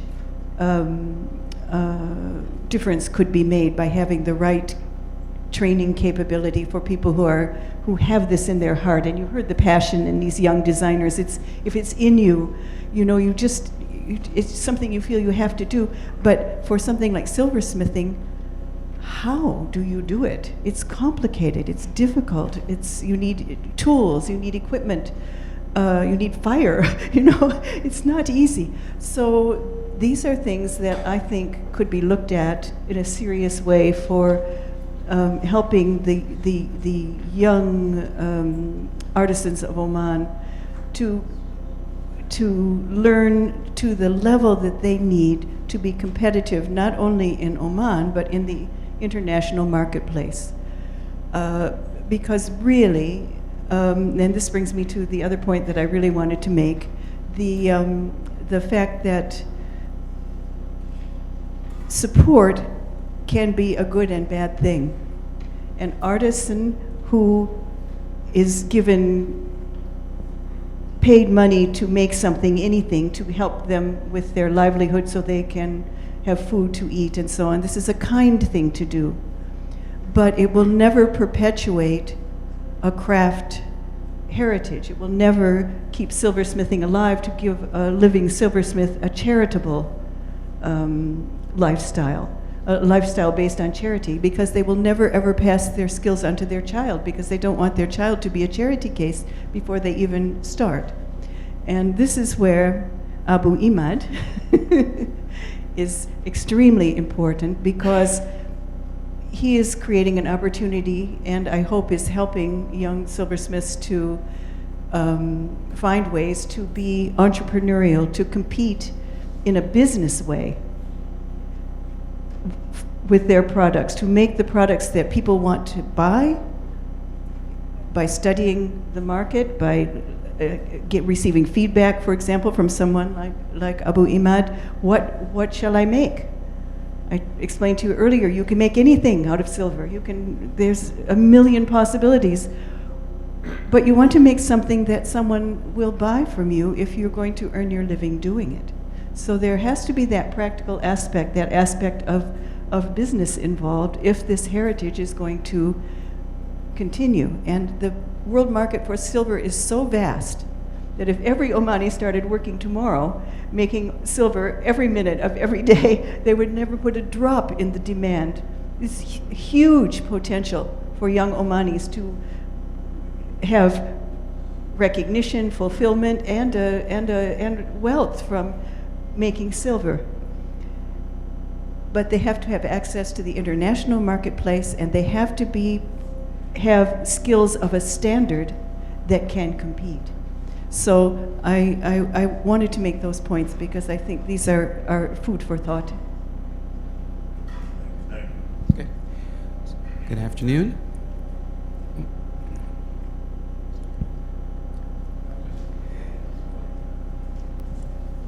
Sorry to interrupt you. Just since you have mentioned this, I just wanted to add small remarks regarding the, as you rightly said, that the new generation now has been deviated a bit from the traditional craft heritage. So basically, to avoid this, there are many training centers, one in Bahla, other one in Samail, and other in many places in Oman, to train the young generation on those handicrafts. Basically, as you said, the most of the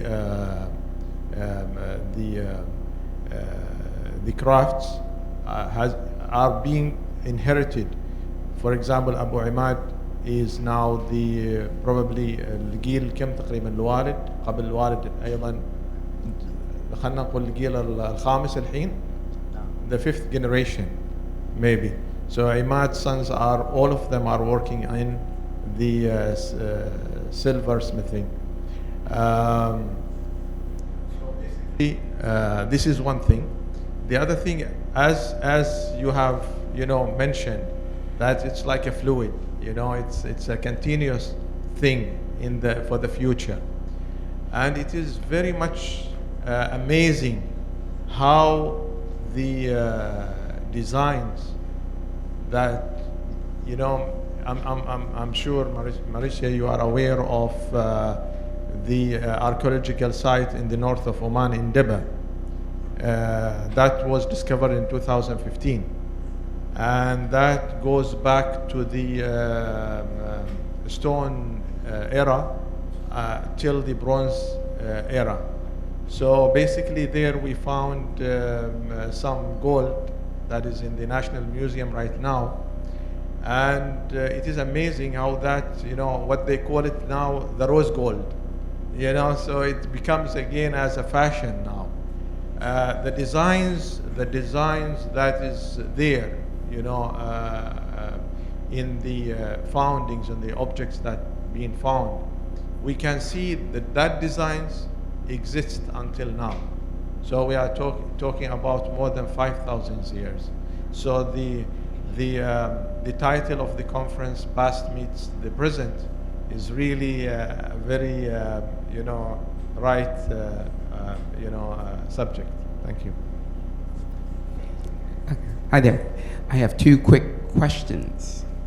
I would like to first of all ask you about the Omani library that just opened up behind the Middle East Institute over on N Street. If you know anything about that, if you'd like to mention that, I think that's a beautiful venue. If you could mention something about that. And then secondly, to Marcia, I'm a big art fan in DC, and I did attend the Smithsonian Folklife Festival this past summer, and I saw a tribute to Middle Eastern art to some degree. Was there any representation of Omani art integrated into that? I'll take the liberty of answering the first question. The Sultan Qaboos Cultural Center got its start at the Middle East Institute. and our first 8 years we spent there. And in 2011, His late Majesty Sultan Qaboos endowed the Middle East Institute's library and gave funds for it to be renovated. Actually, the library was renamed in a dedication in 2013. And the library's reopening that you mentioned is a reopening that came after it was closed during COVID. And so we encourage everyone to visit. They have an extensive collection on Oman, of course, as well as the other 22 nations that are part of the Arab League and beyond in the Middle East. So we invite you all to visit that library as well. Marcia.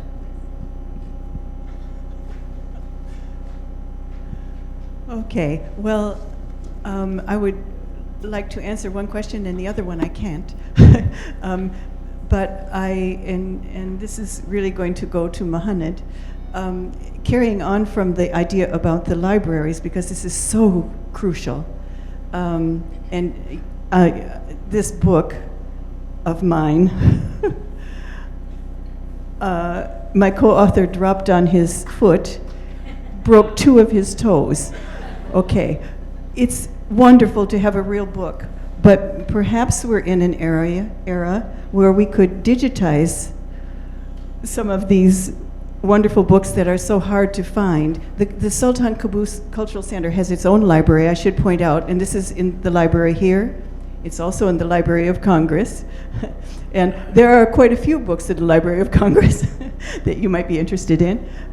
But how do we digitize them? How do we make this specialized information on Oman and the many books that you have in the SQCC library that are impossible to find online? How do we digitize these? How do we get these out there and make them available, not so that people have to pay, but so that children and people who are not academics funded by an institution, but ordinary people can afford to read these and look things up online if they need to. So this is my question for Mohammed. Well, you were saying that we have a lot of books. At the Library of Congress, we have about 180 million books. So that would be a place for you to visit. Now, on the question of digitizing material, that's a little bit trickier because the Copyright Office is in the Library of Congress, and this would contravene copyright. I think the cutoff date is 1927.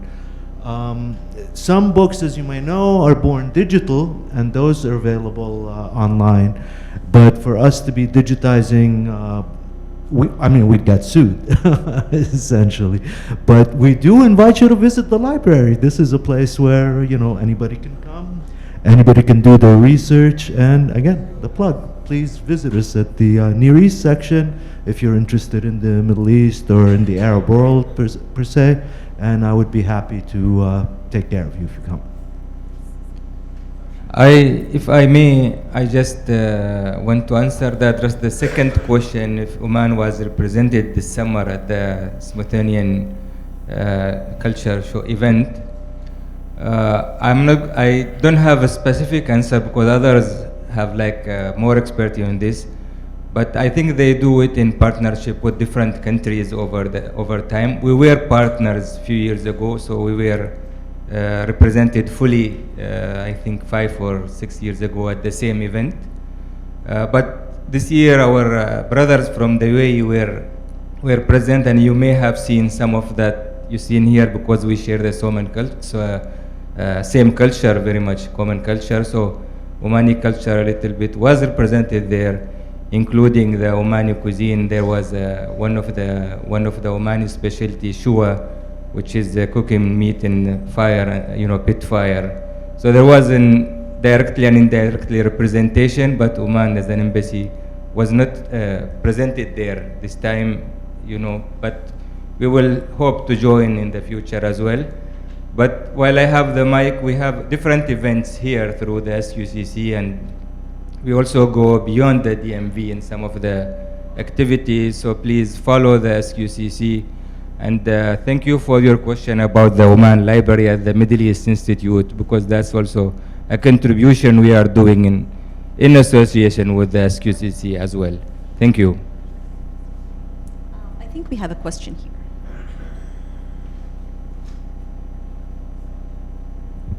Hello everyone, it's Su'am Salmi. First of all, I would like to thank you, Ms. Marcia, for your true love about Oman and your passion about it.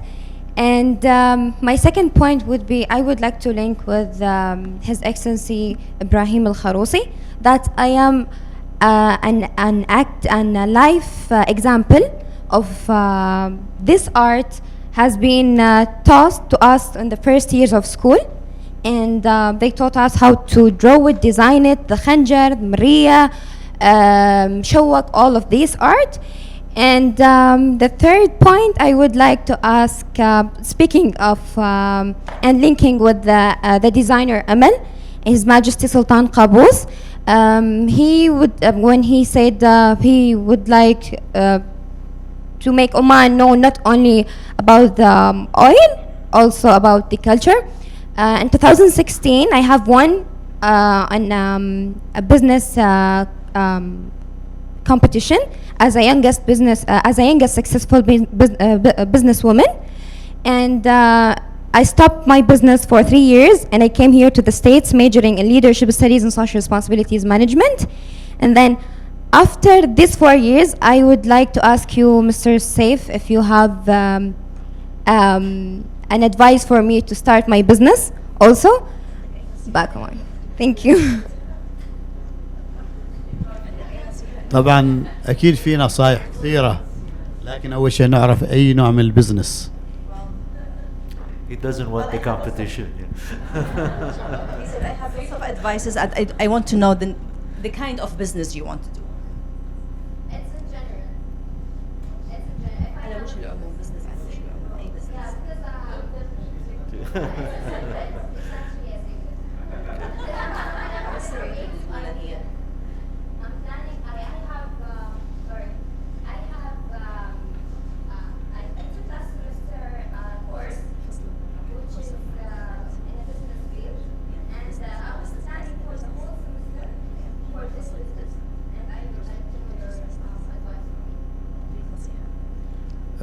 شكرا أول شيء على السؤال. طبعا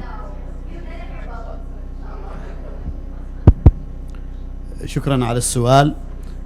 أي بزنس طبعا قبل البداية لازم يكون له دراسة. Well, before doing any business, you have like there must be like a kind of study to study that business. ودراسة طبعا مستفيضة من حيث a detailed study. من حيث نجاحه. Well, in terms of the success of the business. اللي ممكن يعني يكون لهذا البزنس. Or the clients for that business. الإمكانيات المالية والإدارية. The administrative and the financial capabilities for the business. على ضوء الدراسة ممكن يعني تقرر البزنس معك. Yeah. So throughout the study you can decide what business you want to establish. وفي طبعا أنواع كثير من البزنس يعني. There are many kinds of business. إذا كان هو بزنس سري ممكن نجلس مع بعض. Well, if it is a secret business, we can sit together. ونتناقش ونعطيك النصيحة الخاصة. And we discuss together, and then I can give you the right advice for that. شكرا. Thank you for you. Ladies and gentlemen, it is time to conclude our panel. We want to hear from Dr. Taylor. We don't want to miss out on this thing. I believe there's a lunch break right now, and it's upstairs.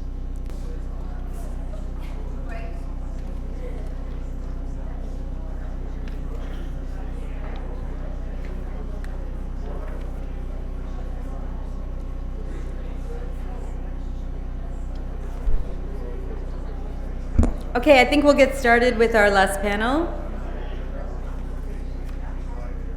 If we can. This is panel 3, Omani Scents and Salves.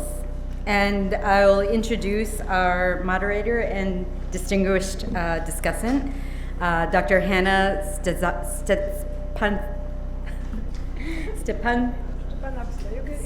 Stepanowska. I apologize. Dr. Hannah is a material scientist specializing in the analysis of cultural heritage material. Currently, she is a professor at West Virginia University teaching technical art history courses, an innovative new course in the School of Arts and Designs arts and design, which bridges art with its material aspect, shedding light onto the technologies used by artists. She is also a physical scientist at the Bureau of Engraving and Printing in Washington, D.C. During her 4-year contract in Singapore, she established a research laboratory and analytical research program for the collection of Southeast Asian artifacts at the National Heritage Board in Singapore. Before that, she worked for 14 years at the Smithsonian Institution and was also an adjunct professor at George Washington University here in Washington, D.C., teaching an interdisciplinary course for anthropology and museum studies departments. She has held 2 Fulbright scholarships, one to Egypt and one to Malta, assisting ministries of education in both countries in setting up long-term preservation strategies for their cultural heritage. She has a master's degree in conservation from the University of Nicholas Copernicus in Turin, Poland, and a PhD from the University of Lyon in France in material science. She's authored a handbook, Conservation of Cultural Heritage, Key Principles and Approaches, which was published by Routledge in 2012. And with that, I'll turn the mic over to Dr. Hannah.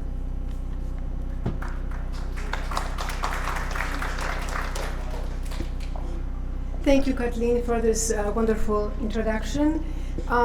Today I will be a moderator of the 3rd section, which is on scent, frankincense, and we have wonderful speakers. Just before we go to the session, I wanted to maybe add 2 sentences who a material scientist is and what is the role of conservation scientist in the context of cultural heritage. So what we do, well, you can think about by parallel to crime scene investigation. We do the same thing, just we use not a crime scene, but art scene. So we work with small samples, often in laboratory conditions, doing analysis. And the purpose of that is to get information about crafts, how ancient objects were made, how materials were processed. And that way we learn about ways of living and preserve for the future certain techniques and cultural, I would say, processes. So you have probably, you see some of the answers to the question who conservation scientist is from previous presentations. We had fantastic presentation on silver, where we learned so much about techniques, designs, and alloys of silver and copper. So those are information which are informing curators, collectors, those who are taking care of collections in general, to preserve them the best way for the future and to understand what they are dealing with. So much about myself. I would like to introduce 3 wonderful speakers today. So when we talk about sand, we talked before about textiles and silver and sand. Frankincense is one of the most important trading items for probably more than 6,000 years. So speakers today have background on medicine and science, health science, and one speaker is working with sand directly with a fantastic company, Homage, which is a high-end luxury perfume. So we're going to hear about that. So let me introduce a first speaker, Dr. Rauhia Al-Kaifi. She's a doctor, medicine doctor, so that also tells you about bridging of cultural heritage and science and how that works and comes together. So Dr. Rauhia started also a company, not just being a medical doctor, but she understands how natural products work. So she started a company, she's CEO of that company, which is featuring cosmetics, organic cosmetics, which are friendly, user-friendly, and also based in chemistry and understanding how they work with users, with human applications. So she's also applying her medical knowledge to develop the best products. So with that brief introduction, we're going to hear the first presentation by Dr. Rauhia Al-Kaifi. Thank you.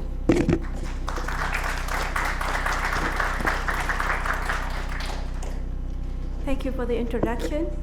Ladies and gentlemen, Your Excellencies, I'm pleased to be standing here today to present Latafa, and I would like to get the opportunity to thank the Sultan Qaboos Cultural Center for inviting me and giving me this opportunity. So today I'm going to talk to you about the story of Latafa. What made a medical doctor change her career from a job that is secured to a entrepreneurship, something that is vague and unsecured. So Latafa started when one of my family members got a severe skin condition after using one of the soaps. And this soap it didn't cause just a simple allergic reaction, but it was a trigger for a skin disease that is chronic and called psoriasis. And therefore, being a medical doctor, I started to study the ingredients of soaps, shampoos, body care, skin care, and cosmetics in general. And I discovered really horrible facts which we are not aware of. And one of them is that many of the ingredients that are commonly used in the cosmetics are really harmful on our health. And the second fact is that our skin is not 100% intact, and that whatever we put on our skin actually gets absorbed, 30 to 70% of it. So you can imagine the chemicals that you are drinking every day when you use shampoos, soaps, and whatever. From here, I said that I need to provide a safer alternative, not just for my family, but as well for the community. And the only way to do that was to go back to nature. So the nature has given us so much treasures and ingredients that are very beneficial for our skin, for our health, for the beauty in general, beauty sector. And this fact was known even for the ancient people, the ancient women from all over the world, different cultures, the Egyptians, the olden Egyptians, the Romans, the Indians, and even the Omanis. They were using ingredients in their simpler forms to take care of their body, their skin, and their beauty. I'm going to share with you now a clip that was made by us for the launch of Latafa products. And I'm sorry it's in Arabic, but I will translate after that what it has said. It summarizes the concept of Latafa.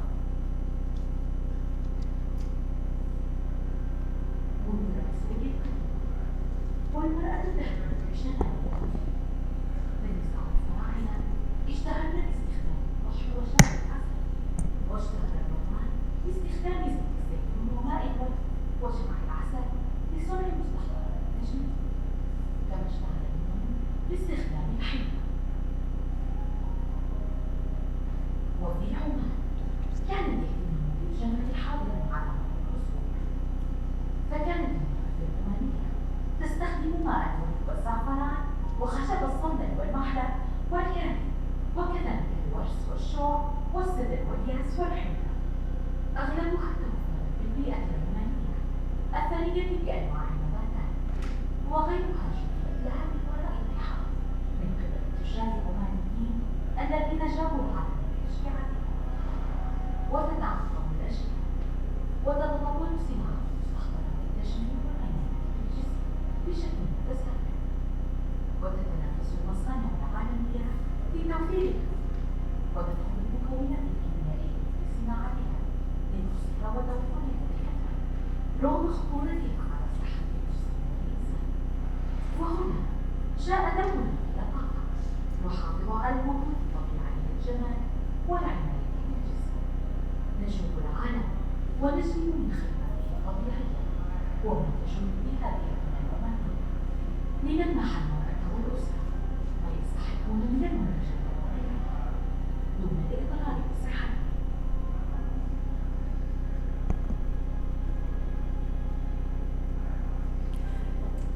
So it was mentioning that taking care of the beauty is something that is since the olden ages. The Egyptians, they were using rose water and beeswax. The Romans were using beeswax, rose water as well. The Indians were using henna. And as well in Oman, we had abundance of ingredients from the plants that were available in the environment. And they were lucky enough to have also ingredients from over the country, over the seas. They were brought to her by traders, Omani traders, who were crossing the oceans. So they had even more ingredients than any other nation. And, but later on, what happened is that with the Industrial Revolution, people went into making more of the cosmetics. And the only way to do things in abundance is to use cheap material and chemicals. So because of that, people started to use products that might be not healthy for them.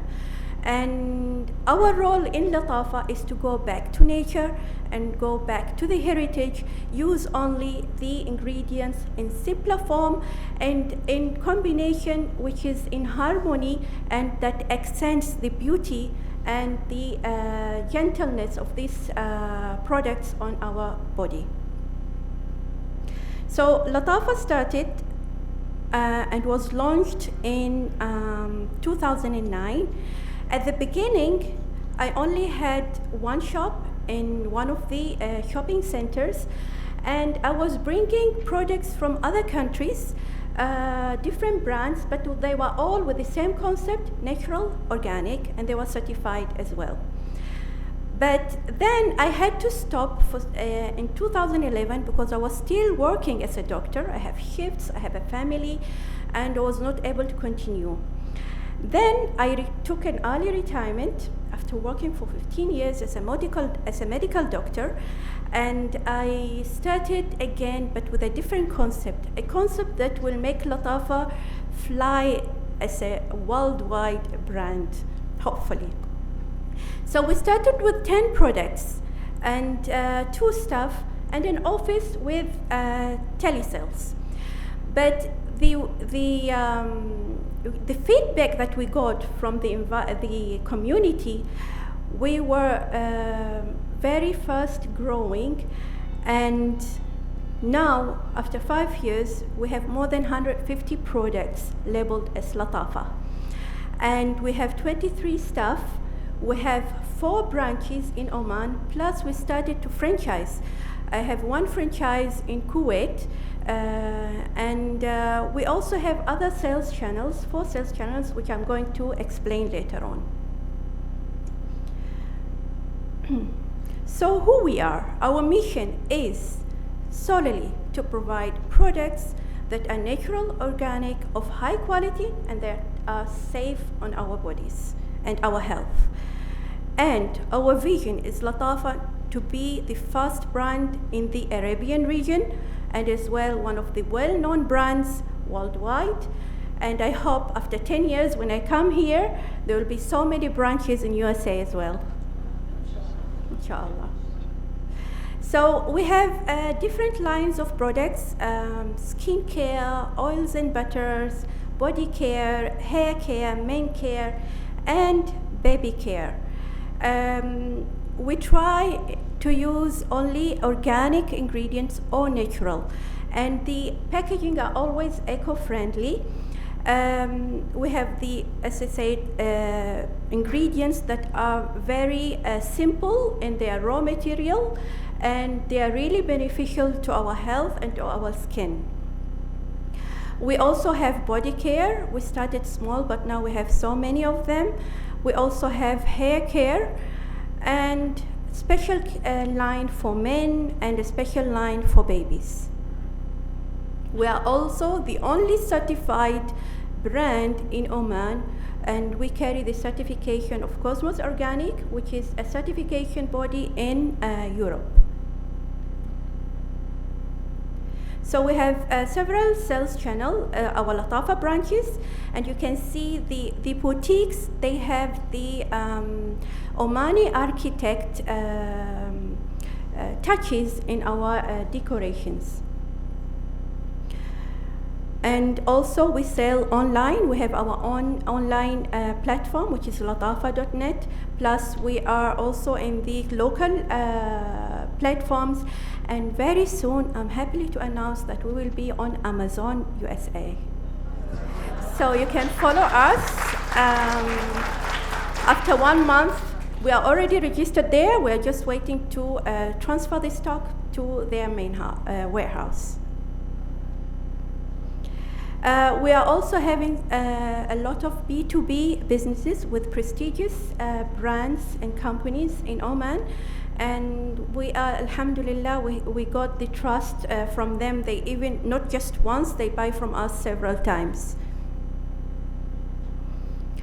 And our social responsibility is a core of our business. Currently, we are supporting charity teams like Nida charity teams. We are supporting students and university by giving them gifts. We are also supporting the health sector. And my dream in this aspect is really big.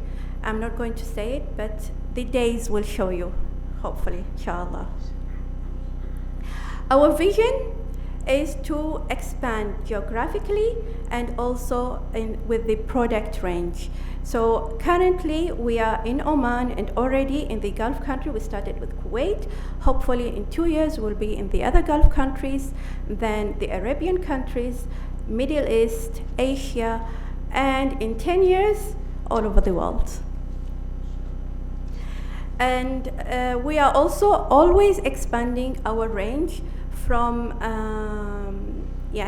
from seeing the demands of the community and what the customers want, and going up with the trends. We visit several exhibitions in this aspect to see how the trend is going, and we hopefully will carry the message of Oman by providing Omani ingredients. We're having now the frankincense range, and sooner we'll start with the Omani roses range and other plants which our country have and they have not been discovered yet. Thank you for listening. This is the story of Latafa, but we are not the only one. There are several other companies in Oman that they are going into the same path, discovering the ingredients of the Omani nature and using them to make products. One of the very interesting one is a company called Nawa. They are using dates to make skincare. Thank you for listening.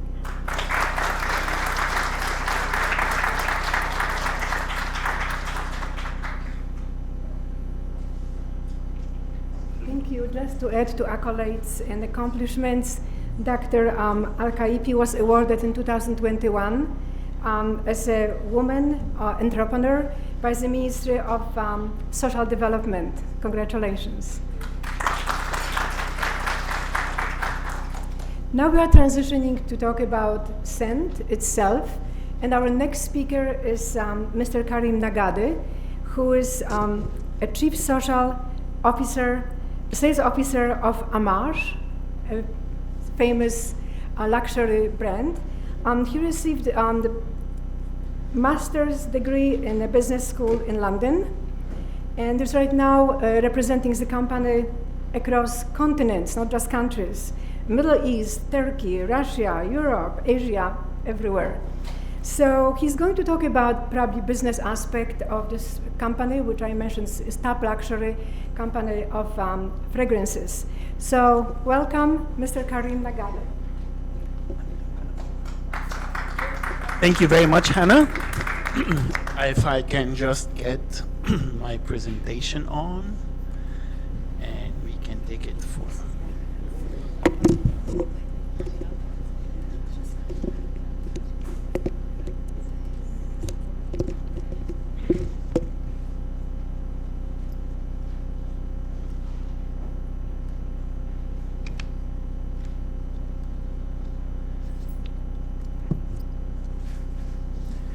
Perfect. Thank you very much, Hannah, for this nice introduction. Your Excellency, Mr. Ambassador, Your Excellency, Mr. Undersecretary, Your Excellencies, ladies and gentlemen, good evening, good afternoon. Sorry, it's good evening right now in Oman. Good afternoon. My name is Karim, as Hannah introduced me, and I'm a salesman. I think this is the easy way to say it. And it's very hard to put a salesman behind the podium. So if you don't mind, I'm going to be moving a little bit, but I have the clicker here to take you through it. And I was told before starting the presentation that I should not sell anything, no products, not to sell amouage. So I'm not going to sell you amouage, but I am going to sell you Oman. And my objective at the end of this presentation is first, for whoever did not go or maybe went a long time ago to Oman, to want to go to Oman, and whoever is Omani here in the room to feel a little bit homesick. So I'm going to start with where I actually work. I work at the House of Amouage. Amouage is one of the luxury perfume houses around the world. It's one of the biggest niche perfume houses. We're number 3 in the world. That's where I work.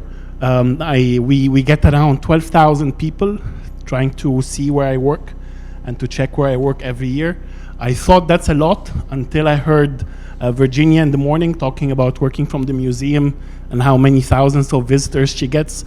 But definitely I am proud that to work there and to work at this nice place. I think without taking too much time, I would like to leave you with a small video just to introduce you about the House of Amouage, and then I'm going to take it forward from there.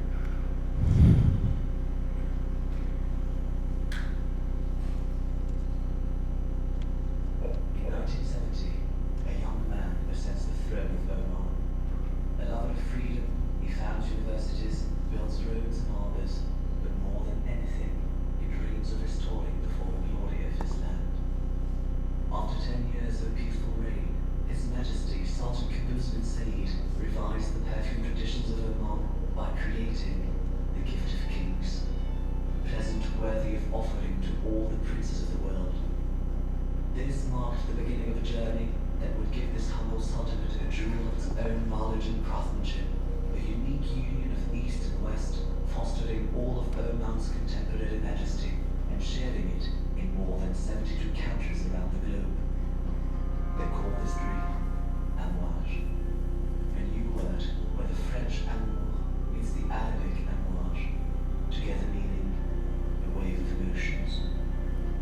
From the nurturing sea lapping on the shores of Muscat, an expedition was sent to all 4 corners of the land to gather its most precious materials, the frankincense from the highlands, the rock groves of the mountains, and ambergris from the shores. Together, they would lend all amouage fragrances their deep and resinous patina, thick in texture, and rich in nuance. This triad, amouage would make its signature, and Guy Robert would be the first to use it. A genius perfumer and heir to legerdemains, he would be the first of a longer list of renowned noses chosen by Amouage to create its precious essences. A list where icons such as Jean-Claude Delinat, Annick Menardo, and Bertrand Duchaufour share the spotlight with former rising talents like César Oquion, Lucas Joseph, and Benjamin Rasquinet. In 1983, Guy Robert creates the first pair of Amouage fragrances, and Amouage introduces them to the world in 2 gold-gilded crystal flacons created by the House of Aspreys, one embracing the curved line of the Middle Eastern dome, the other shaped like a khanjar, the ceremonial dagger and national emblem of Oman. Gold women and men were born. More than the exquisite luxury of their sillage, the gold heralds their immortality. They were to be the image of a country where true luxury is revealed in details and restrained. A year later, the press calls it the most valuable perfume in the world. In 1992, a team of archaeologists discovers the Atlantis sands hidden under the dunes of the Omani desert. Amouage turns it into a fragrance and calls it Ubar, its olden name. It is a tribute to the city fairer than all cities. Later in 2006, Lucas Joseph and Maurice Rousset sang Reflection Man and Woman. Conceived as reflections of gold, they are its lunar counterparts. The eternal remains, but is modernized. The same year, under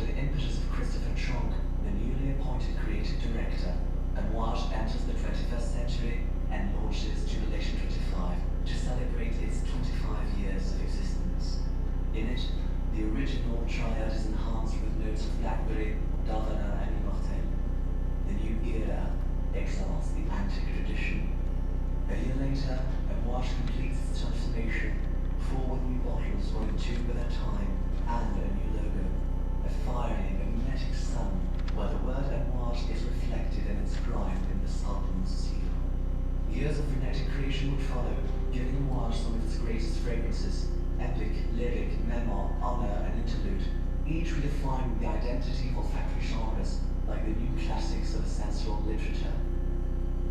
For its 30th anniversary at last, Amouage unveils its new manufacture, a place of wonder and reunion, its very architectonic echoing the house's visual universe. The perfume becomes a haven, and the haven lingers through time.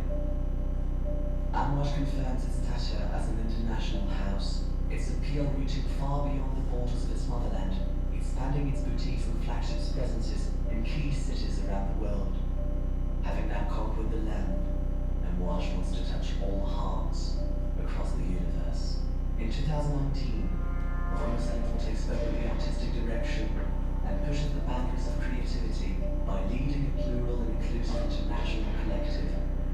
He shapes the house to the contours of his own creative taste, shifting the waves of Amouage and embracing refinement by creating high-quality perfumes. The Renaissance Collection, Interlude 53, Boundless and Material. Amouage has become one of the world's loftiest perfume houses, where only the venomous of everything will do. It has a beating heart, a power, shown through its remarkable momentum as it approaches its 40th anniversary.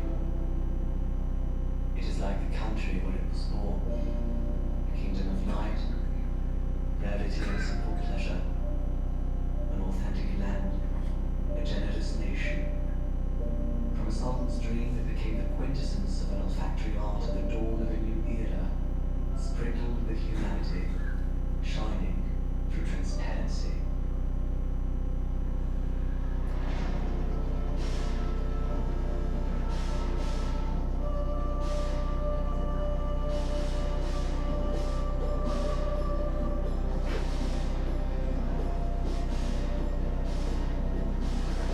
Amouage is only expensive once. After that, it's priceless.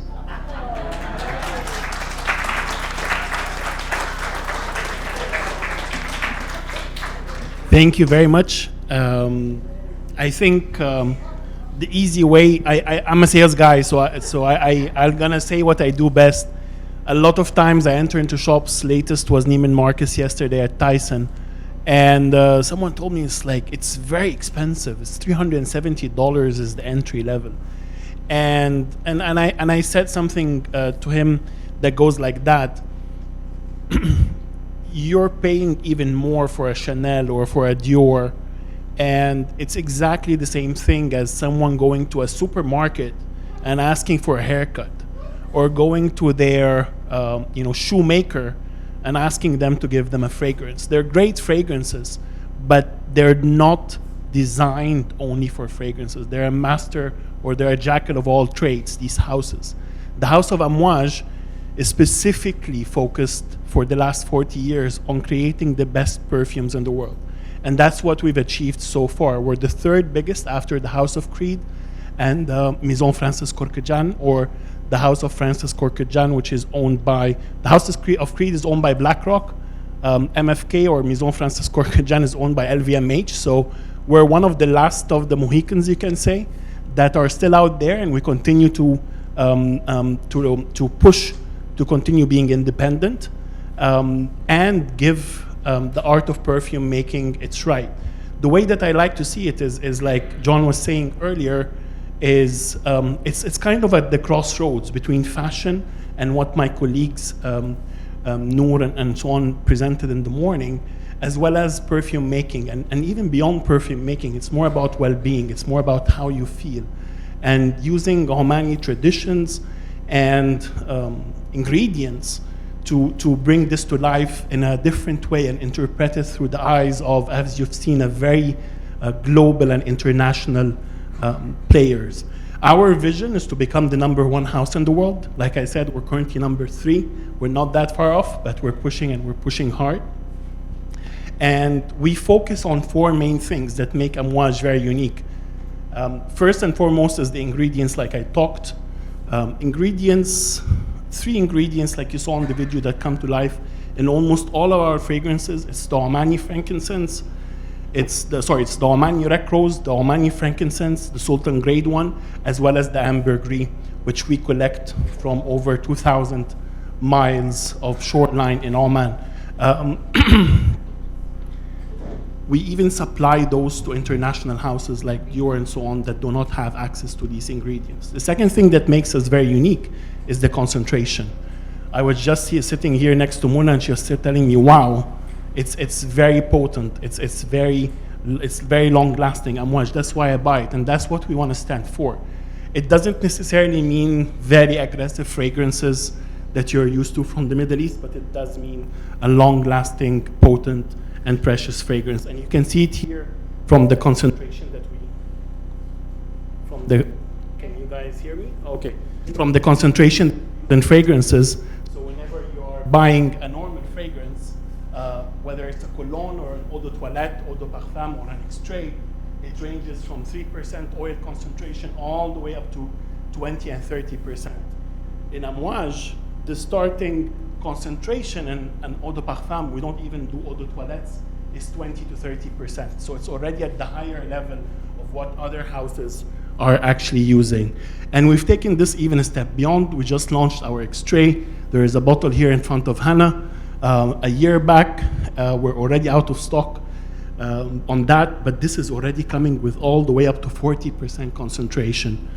And last but not least, we're actually leading the crowd when it comes to what we call attars. It's a new segment now across the world. All the global perfume houses are launching their own attars or their own pure oils.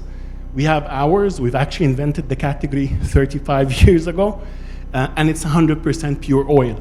This means that you're getting 100% pure fragrance oil. There's a lot of other players out there that tell you it's 100% oil, but it's not fragrance oil because they mix it with animal oil or fat oil or something else to just as a filler. The third point of difference for us is time. And that's something that's not easy, especially in a business where you need to really you cannot sit on a lot of stock and you really want to get it out there as fast as possible. At Amouage, we actually take our time. First, we in-house the full perfume making process. So from planting and harvesting all the way to packaging is fully done in Oman. We used to do outside, now we've in-house everything in Oman. And a lot of people actually prefer that versus buying something made in the UK or made in France. And on top, we also do that with some of the best and most renowned perfumers and creatives around the world. This is just a few of them. They've probably made something or most of what everyone here is wearing from a fragrance. We work with, at the current, this time, as I'm speaking, we're working with around 18 master perfumers from around the world. And we are doing that through giving them inspirations from Oman, from Omani traditions, and from Omani heritage. So everything we do is all about how do they, from their eyes, perceive luxury, and they perceive luxury in Oman.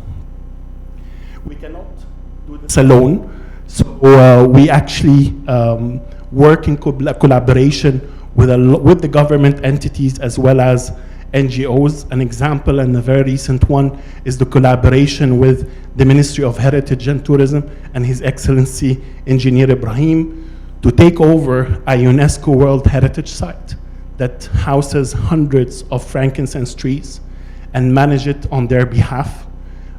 This doesn't just include extraction of ingredients, but even educating everyone working there on how to make sure that the planting and the harvesting cycle is as sustainable as possible. One thing a lot of people can't imagine when I say it, but imagine that there we're actually implementing blockchain technology to be able to track every single piece of resin of frankincense that's being extracted all the way till you get it in a bottle to know where is it coming from and if it was done in a sustainable and safe way or not.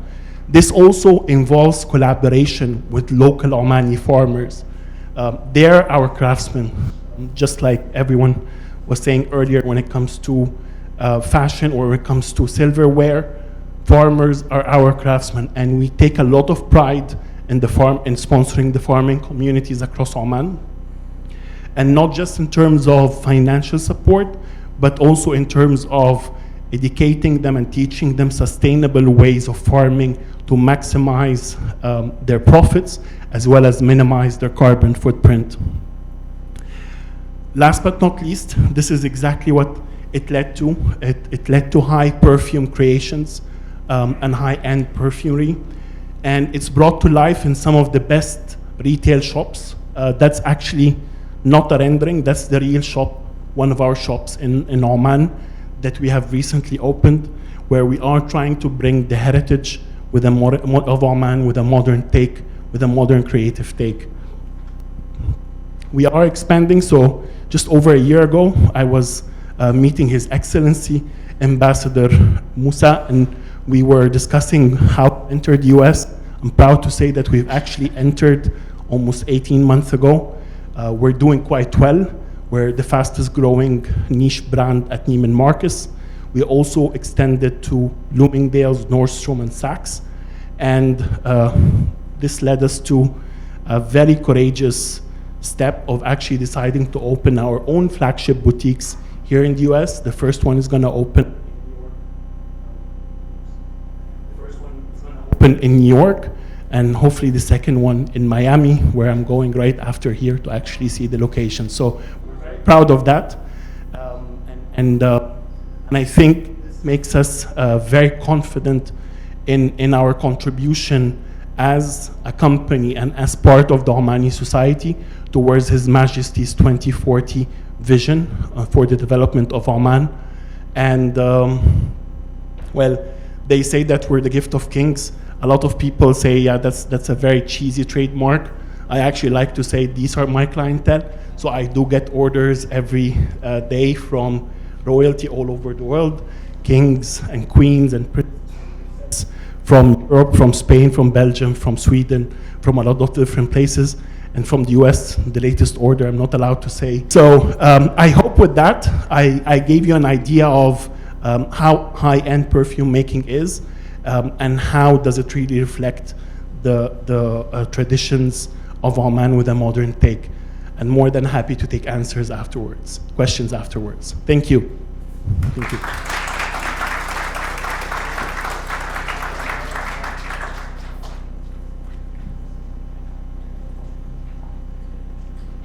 Thank you, Karim. It was a wonderful presentation. I suspect you'll have many questions at the end of the session. So our last speaker today is Ms. Muna Saif Al-Shukairi, who is going to continue talking about processing of frankincense, how she actually processes and applies to cosmetics, not only perfumes.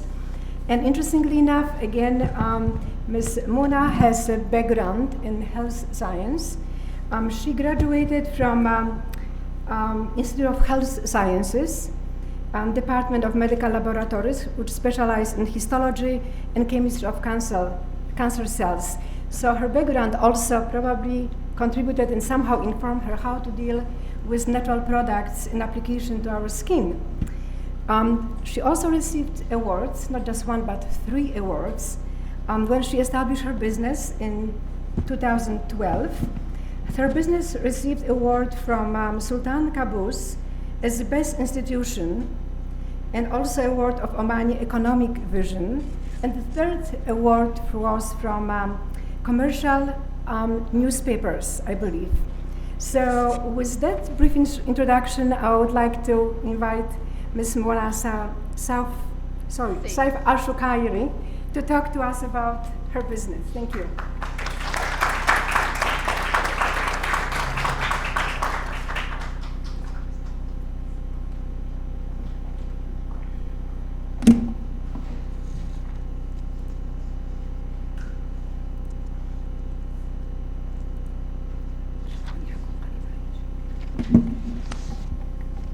Bismillahirrahmanirrahim. Assalamu alaikum. Thank you to Sultan Qaboos Culture Center to invite me to present my logo and my business here. I would like to introduce myself. My name is Muna Al-Shukairi. I have established my business in 2012. It was a home business. Then it's been started, we have opened the first store, it was in 2015. In the same year that we have got award from His Majesty Sultan Qaboos as entrepreneur, the best entrepreneur in our company. I'm sorry. Thank you. Shukran.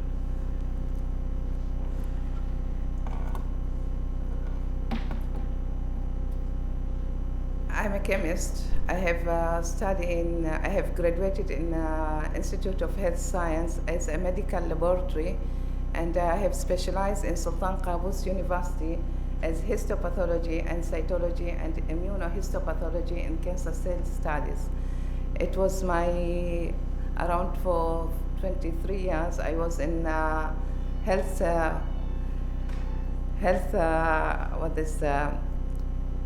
in the health center. I was working there for around 23 years. Then I have established my business. It was in the time I was in the work, and I was feeling that I need to go out from my work and to study to take care about my business. I'm doing a frankincense. I'm working in frankincense. The frankincense is a tree which is growing in south of Oman. It's in the mountain with the tree. This one is having different types, different work to work. And we are making from frankincense, we are diluted the frankincense. We are diluting the frankincense to make it as an oil and also water to use. It's very good and healthy for the people to use it for the skin care and also for the health, that is trying to treat the body from any sickness. And also we are doing incense, which is different from the frankincense. From the product of frankincense, we are doing also incense, different types of incense and different smells, which is to change the usual things from frankincense, only the raw material to keep it to the different types. I'm looking forward, that is my product has to reach forward to all the countries. And I have one only store in Oman, and we are established, it is distributed to different companies, which is like Oman Oil and also Oman LNG as a corporate gift, and also in another ministries. We are having also outlet in Muscat airport with W. Smith. Our product is there established. And inshallah, and the next of the month will be launch in also in Amazon, inshallah. Yeah. We're having different products in frankincense. I can speak little about frankincense tree. The frankincense tree is having, when we ever scratch the frankincense tree, is coming the sack. This sack is like wax material. It's coming like a stone material, but this is full of perfume and benefiting for the person. It's having different types to use it, and we are making different product from that. It's one of them is essential oil.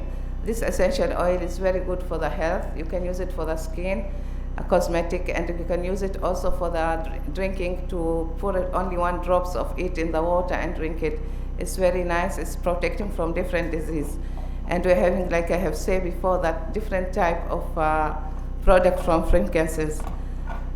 One is from oud, and another one is from lavender, and we're having from saffron and amber and oud, and also we are making also from French perfumes, frankincense with different type. We are trying also to suck the frankincense in the oil of the frankincense. Is actually the nature of it is like a wax material. Whenever you mix it with any product, it will be melt. It's not staying with the same shape or any. It will be mixed with other with these franks. But for us, we have make some product which is organic product. It's entered with it to make it. It's not losing the shape. It's not losing the color. It's not even melting in that product, which is keeping it the same and also mixed with other same perfume that we have mixed it together. It's coming as a liquid and you can use it two in one. As a candle burner, the oil and the beads, you can use it as a bukhur, which is we're calling it an incense. We're having another also light bukhur and also product of lotions, and we're having essential oil. We distillating the fragrances, and we are getting two types, the water and the oil. And also we're having body sprayer. This is body spray. It's not only body sprayer. It's one of the perfume that you can spray it in your body, which is keep the perfume that you have sprayed it to stick. It's like a sticky material. It's not a sticky material. It's sticky perfume, which is keep a prolonged perfume smell, and it's non-alcoholic. It's really harmful for everything. For the children, you can use it for your bed and for your skin. It's direct, you can use it from skin. It's preventing from allergic. It's not causing any allergic to any skin if you are using it. And we are having around 11 products from that. This is our store. The first one, it was in the biggest complex in Al Aremi. We established it in 2015. And we're still there, but we are looking forward to opening another store in the biggest mall in Oman. And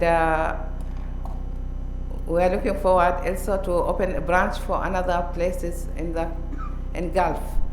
My vision is to spread my product everywhere fast in Oman. I'll be appreciate and proud if I'll hear everyone in Oman knows about my product. At least the name, it will be famous to everyone. This is my first vision. The second vision to be in the Gulf area, and the third vision is to be in worldwide.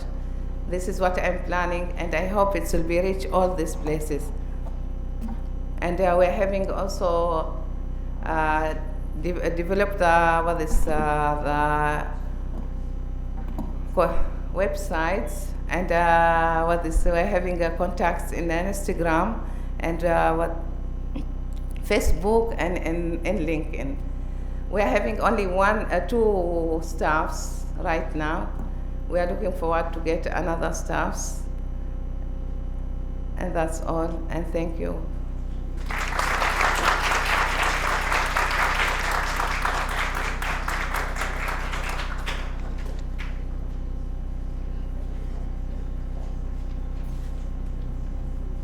Thank you, Mona, and all other speakers, Mr. Karim. So now it's time for questions. Before we go to questions, I just want to add that the small tree, which is main source for frankincense, is really a modest tree. It's like only growing 2 meters to 8 meters tall. And probably what contributes to high prices of products is because it's harvested with 5 years intervals. So it's not really easily harvested. It grows in quite demanding environmental conditions in the desert. So it's only one region, very specific region, in which the small tree, modest tree, is growing and providing such a wonderful product. It's a sap, which is resin, really, very rich resin. So with that sort of closing note, I would like to open the floor for questions. We have one person already, please.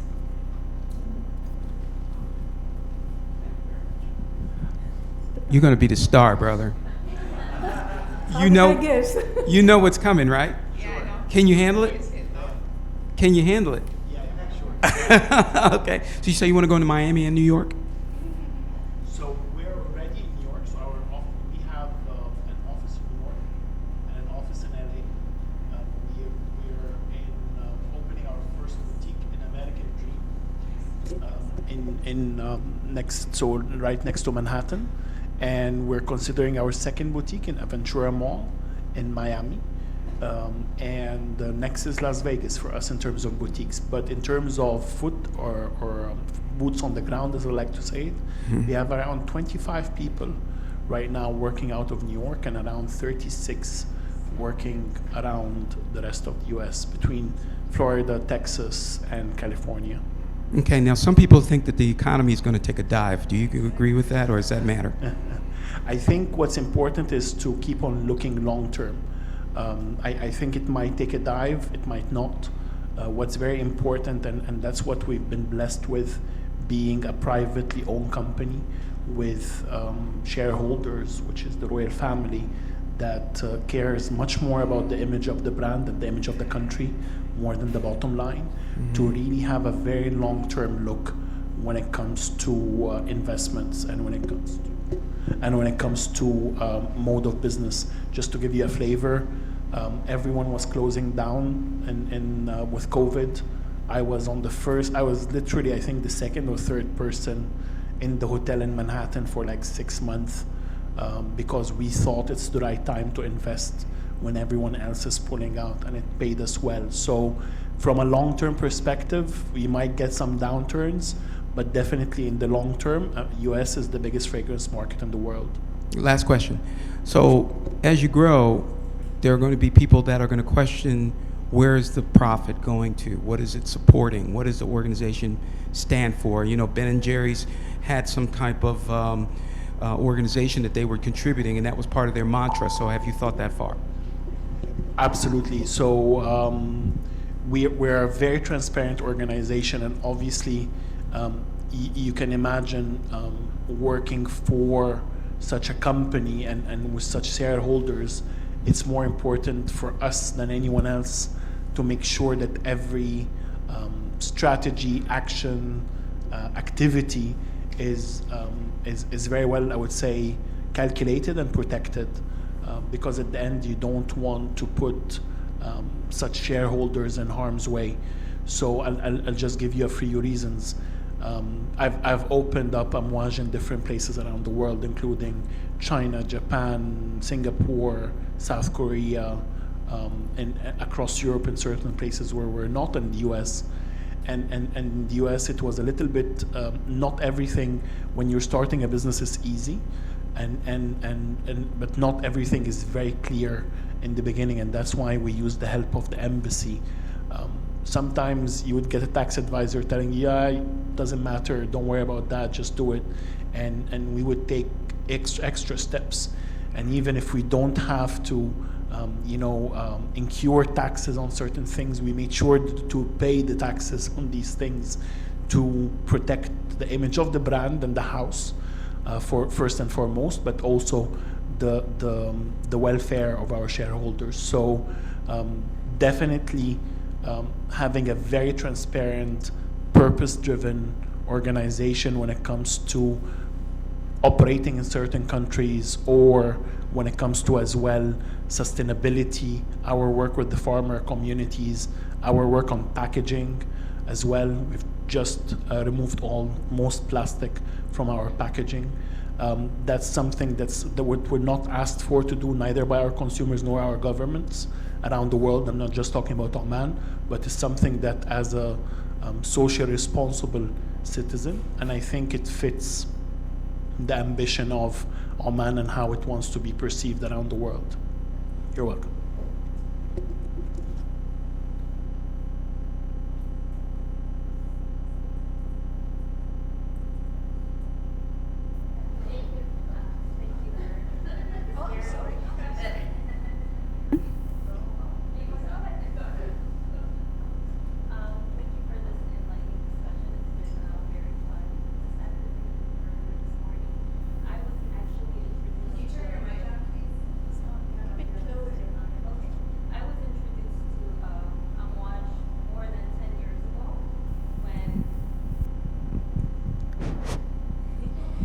More than 10 years ago, when my university in Chicago, we did a seminar on Gulf cultural relations and business between the UAE and Oman. And I remember going into the Amouage store and setting off all types of fraud alerts on my credit card and maxing it out, buying myself and my mother a perfume of Amouage. So I'm excited to hear that you're venturing into the US because you'll be more commercially available for a consumer like myself. But in your market research, and this would be a question for the entire panel, what have you seen as the difference with American consumers understanding and being educated about frankincense and these varieties that come from that part of the world that can seem so foreign to people like us, everyday people? If you have any questions and thoughts on that.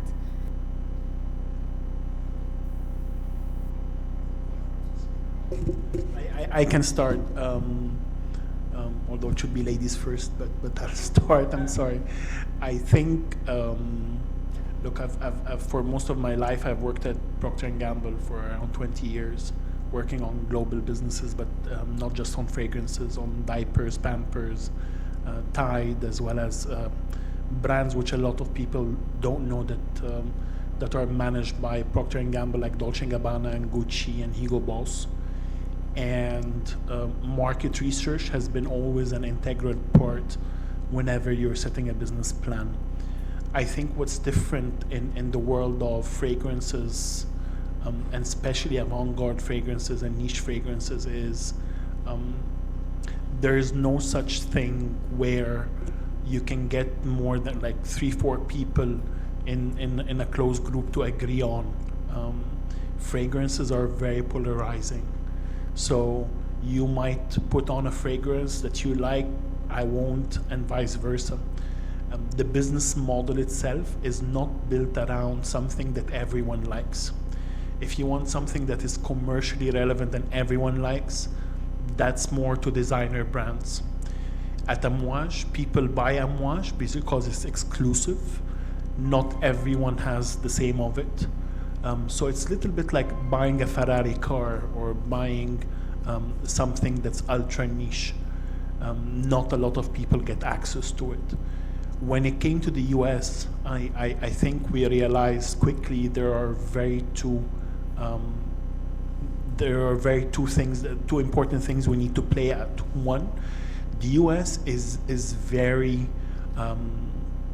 it's a lot of different consumers. There is no such thing as a US consumer. I realized that my bestseller in Nordstrom New York is completely different than my bestseller in Neiman Marcus Houston. It's completely different than even Neiman Marcus Tyson. And the reason for that is the different communities. So it's a little bit funny. This one right here, this fragrance right here, Reflection, is probably the best fragrance among Caucasian communities. Among African Americans, it's a completely different fragrance. They don't like this one. Among Hispanic communities, it's completely different than that one.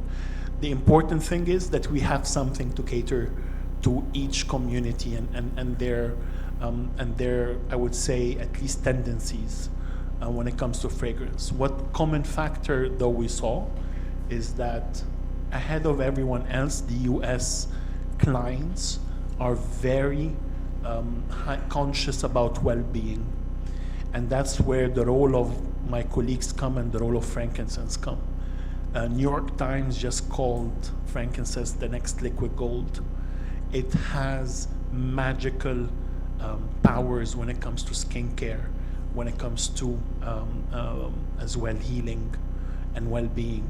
And we're trying at Amouage to exploit this in our favor, as well as support other young entrepreneurs that are trying to enter into that world.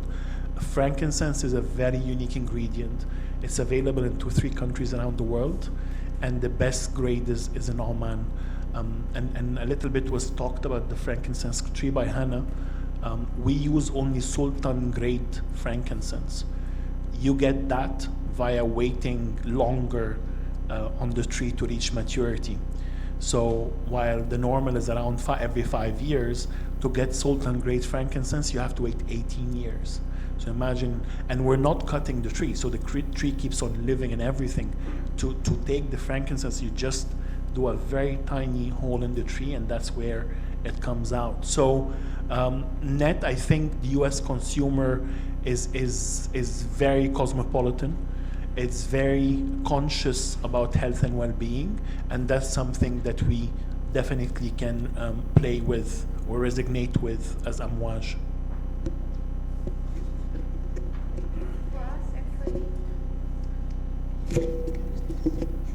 For us, actually, we are not yet in the USA market, and that's why we will be in Amazon. Amazon will be the research tool to test the market over here.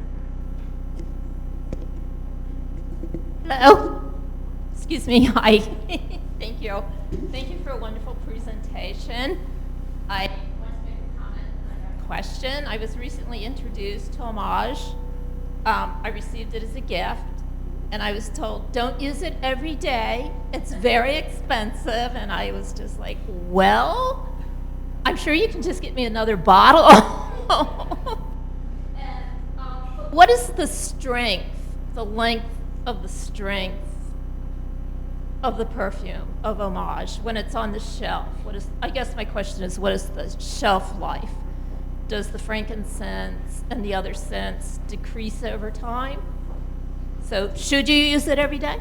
So the short answer is yes. Use it as much as you want. Or else they're never going to send me again to speak about Amouage. The longer answer is we are currently investigating and playing with the idea of aging perfumes. And we've started with some perfumes where we started aging them for a year. And what we got is that we actually got the ingredients much more rounded, much less aggressive. We thought that if you age them longer, they would become stronger. And on the contrary, it didn't happen. But it became much rounder, much more long-lasting, even though they're not that strong. So I'm not sure if this is being filmed, but hopefully it's not. But we are coming next year, actually at the end of 2023, to celebrate our 40 years with the first ever proposition in fragrance world of aging your perfume. The longer it sits, and we're gonna do that. Not a lot of players, as I was saying, can afford to do that, but we would like to start doing that. So yeah, it is expensive, but that's, remember, it's just the first time. Afterwards, it's priceless. Thank you very much. You're welcome. I think just to add to that comment, when you're looking at volatile compounds, which are really based for any fragrance to be spread in the air, that as a result of, let's say, extended longevity, you are going to probably have greater consistency in a way, or maybe concentration. I was looking for concentration word, and it's going to be much stronger. So you have to define for yourself what you mean by long-lasting effect or fragrance.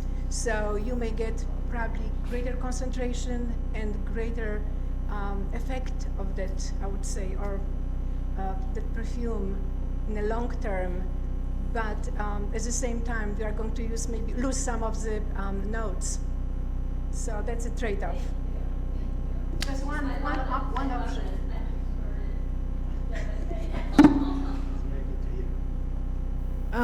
Thank you. Thank you all for the wonderful presentation.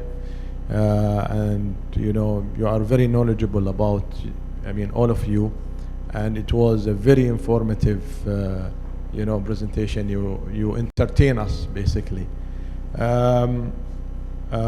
Since we are in the same context, I would like to.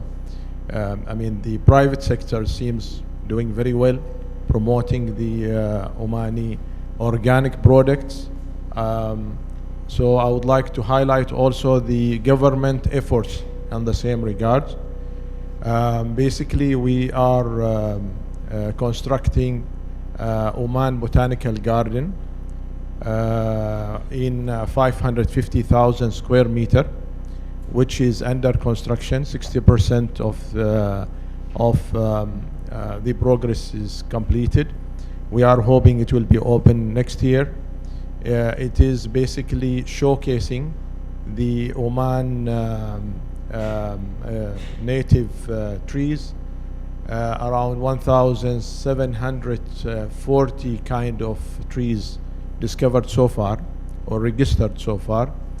And this will showcase the trees, in addition giving information about the use of these trees, whether in the medication or as beauty products. So we are hoping that this prestigious project will be completed hopefully next year, and we invite everybody to visit it. Thank you.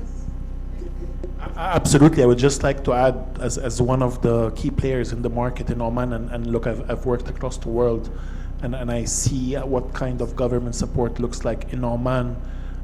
It's phenomenal. It's been giving us access to, for example, you cannot own land in Oman if you're not Omani. So this there was not allowing access to bigger houses that we consider as competitors, like Chanel and Dior, to access the Omani ingredients. But when we shared with the ministry and we shared with the government that this is actually something that's stopping us, that's where collaboration started to give access to these international houses to the best grade of Omani frankincense. So absolutely wonderful to hear what's coming, and I cannot thank enough the Ministry of Heritage and Tourism for everything they've been doing to promote Amouage globally. Thank you very much. Can you hear me? Yes. For some of us who have a low IQ, it's hard for me and others like this to get our minds wrapped around the sheer volume of roses that have to go into the production and the concentration of the rose perfume. If you told me that this whole room here of roses could produce 4 bottles, I would probably believe you, because they're such tiny, fragile things, and you would have to have a jillion of them, it would seem, to produce a minimum of perfume extract. Where a hostess here is standing, that box, if that were full of roses, would that be 1, 2, 3, 4, 10 bottles of the perfume, or not even one? So the short answer is I think it would take around 4 to 5 tons to fill that much of rose oil. 4 to 5 tons? 4 to 5 tons of roses. So it's very important. That doesn't exist in this room.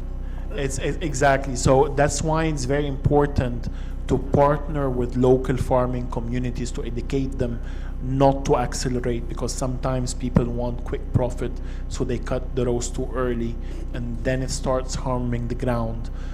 Not to over cultivate.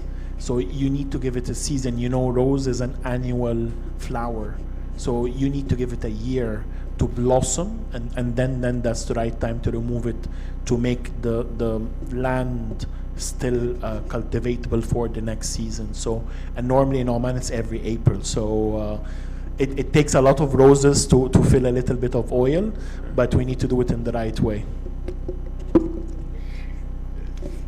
Thank you very much. We are reaching the end of our program.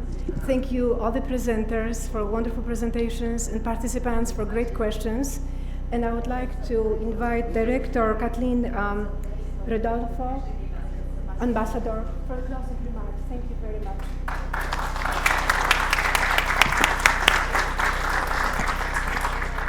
Kathleen will give the closing remarks, but before that, I just want to thank, first of all, Kathleen and all the staff at SQCC here for from last night until this morning, until this afternoon. We are very grateful for this wonderful organization, Kathleen, and everybody else here from SQCC.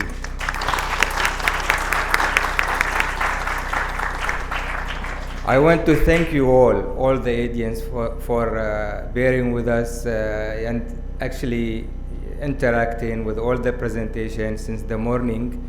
We are very pleased to have you, and we count on you as friends. As I said in the morning remarks, we think of SQCC as a bridge between Oman and the US and between Omanis and the American people.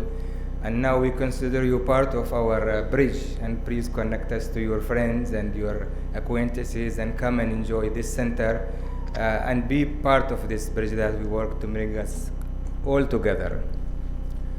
I thank also the presenters since the morning and the last panelist here. They all enrich us. We find everything that we need about these subjects. We learned about a little bit of business, small business, medium-sized, and big-sized business, and I found out many may be going to start their businesses based on this presentation. I can't thank them enough, especially I know they are very busy. They came from far. It includes a lot of logistics. They left families back there, and they very much enrich us with their presence. I wish them and the rest of the presenters who are not on the panel now the very best and safe journey when they go back. All the moderators who moderated also as well, they very much helped us through this and made it very successful event. I just want to wish you all the best, and I now invite Kathleen to say the closing remarks. Thank you very much.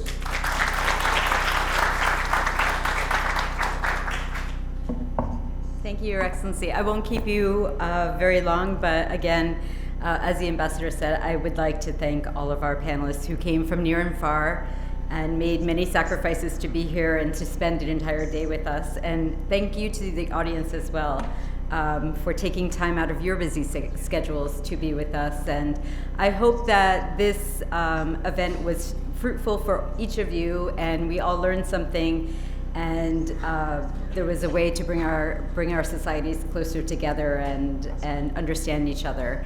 On behalf of the Sultan Qaboos Cultural Center, I thank you all. If you're not on our mailing list, please join our mailing list. We have Poetry and Prose coming up in a week, and we have World Arabic Language Day coming up in December. Those will be two of our last programs of the year.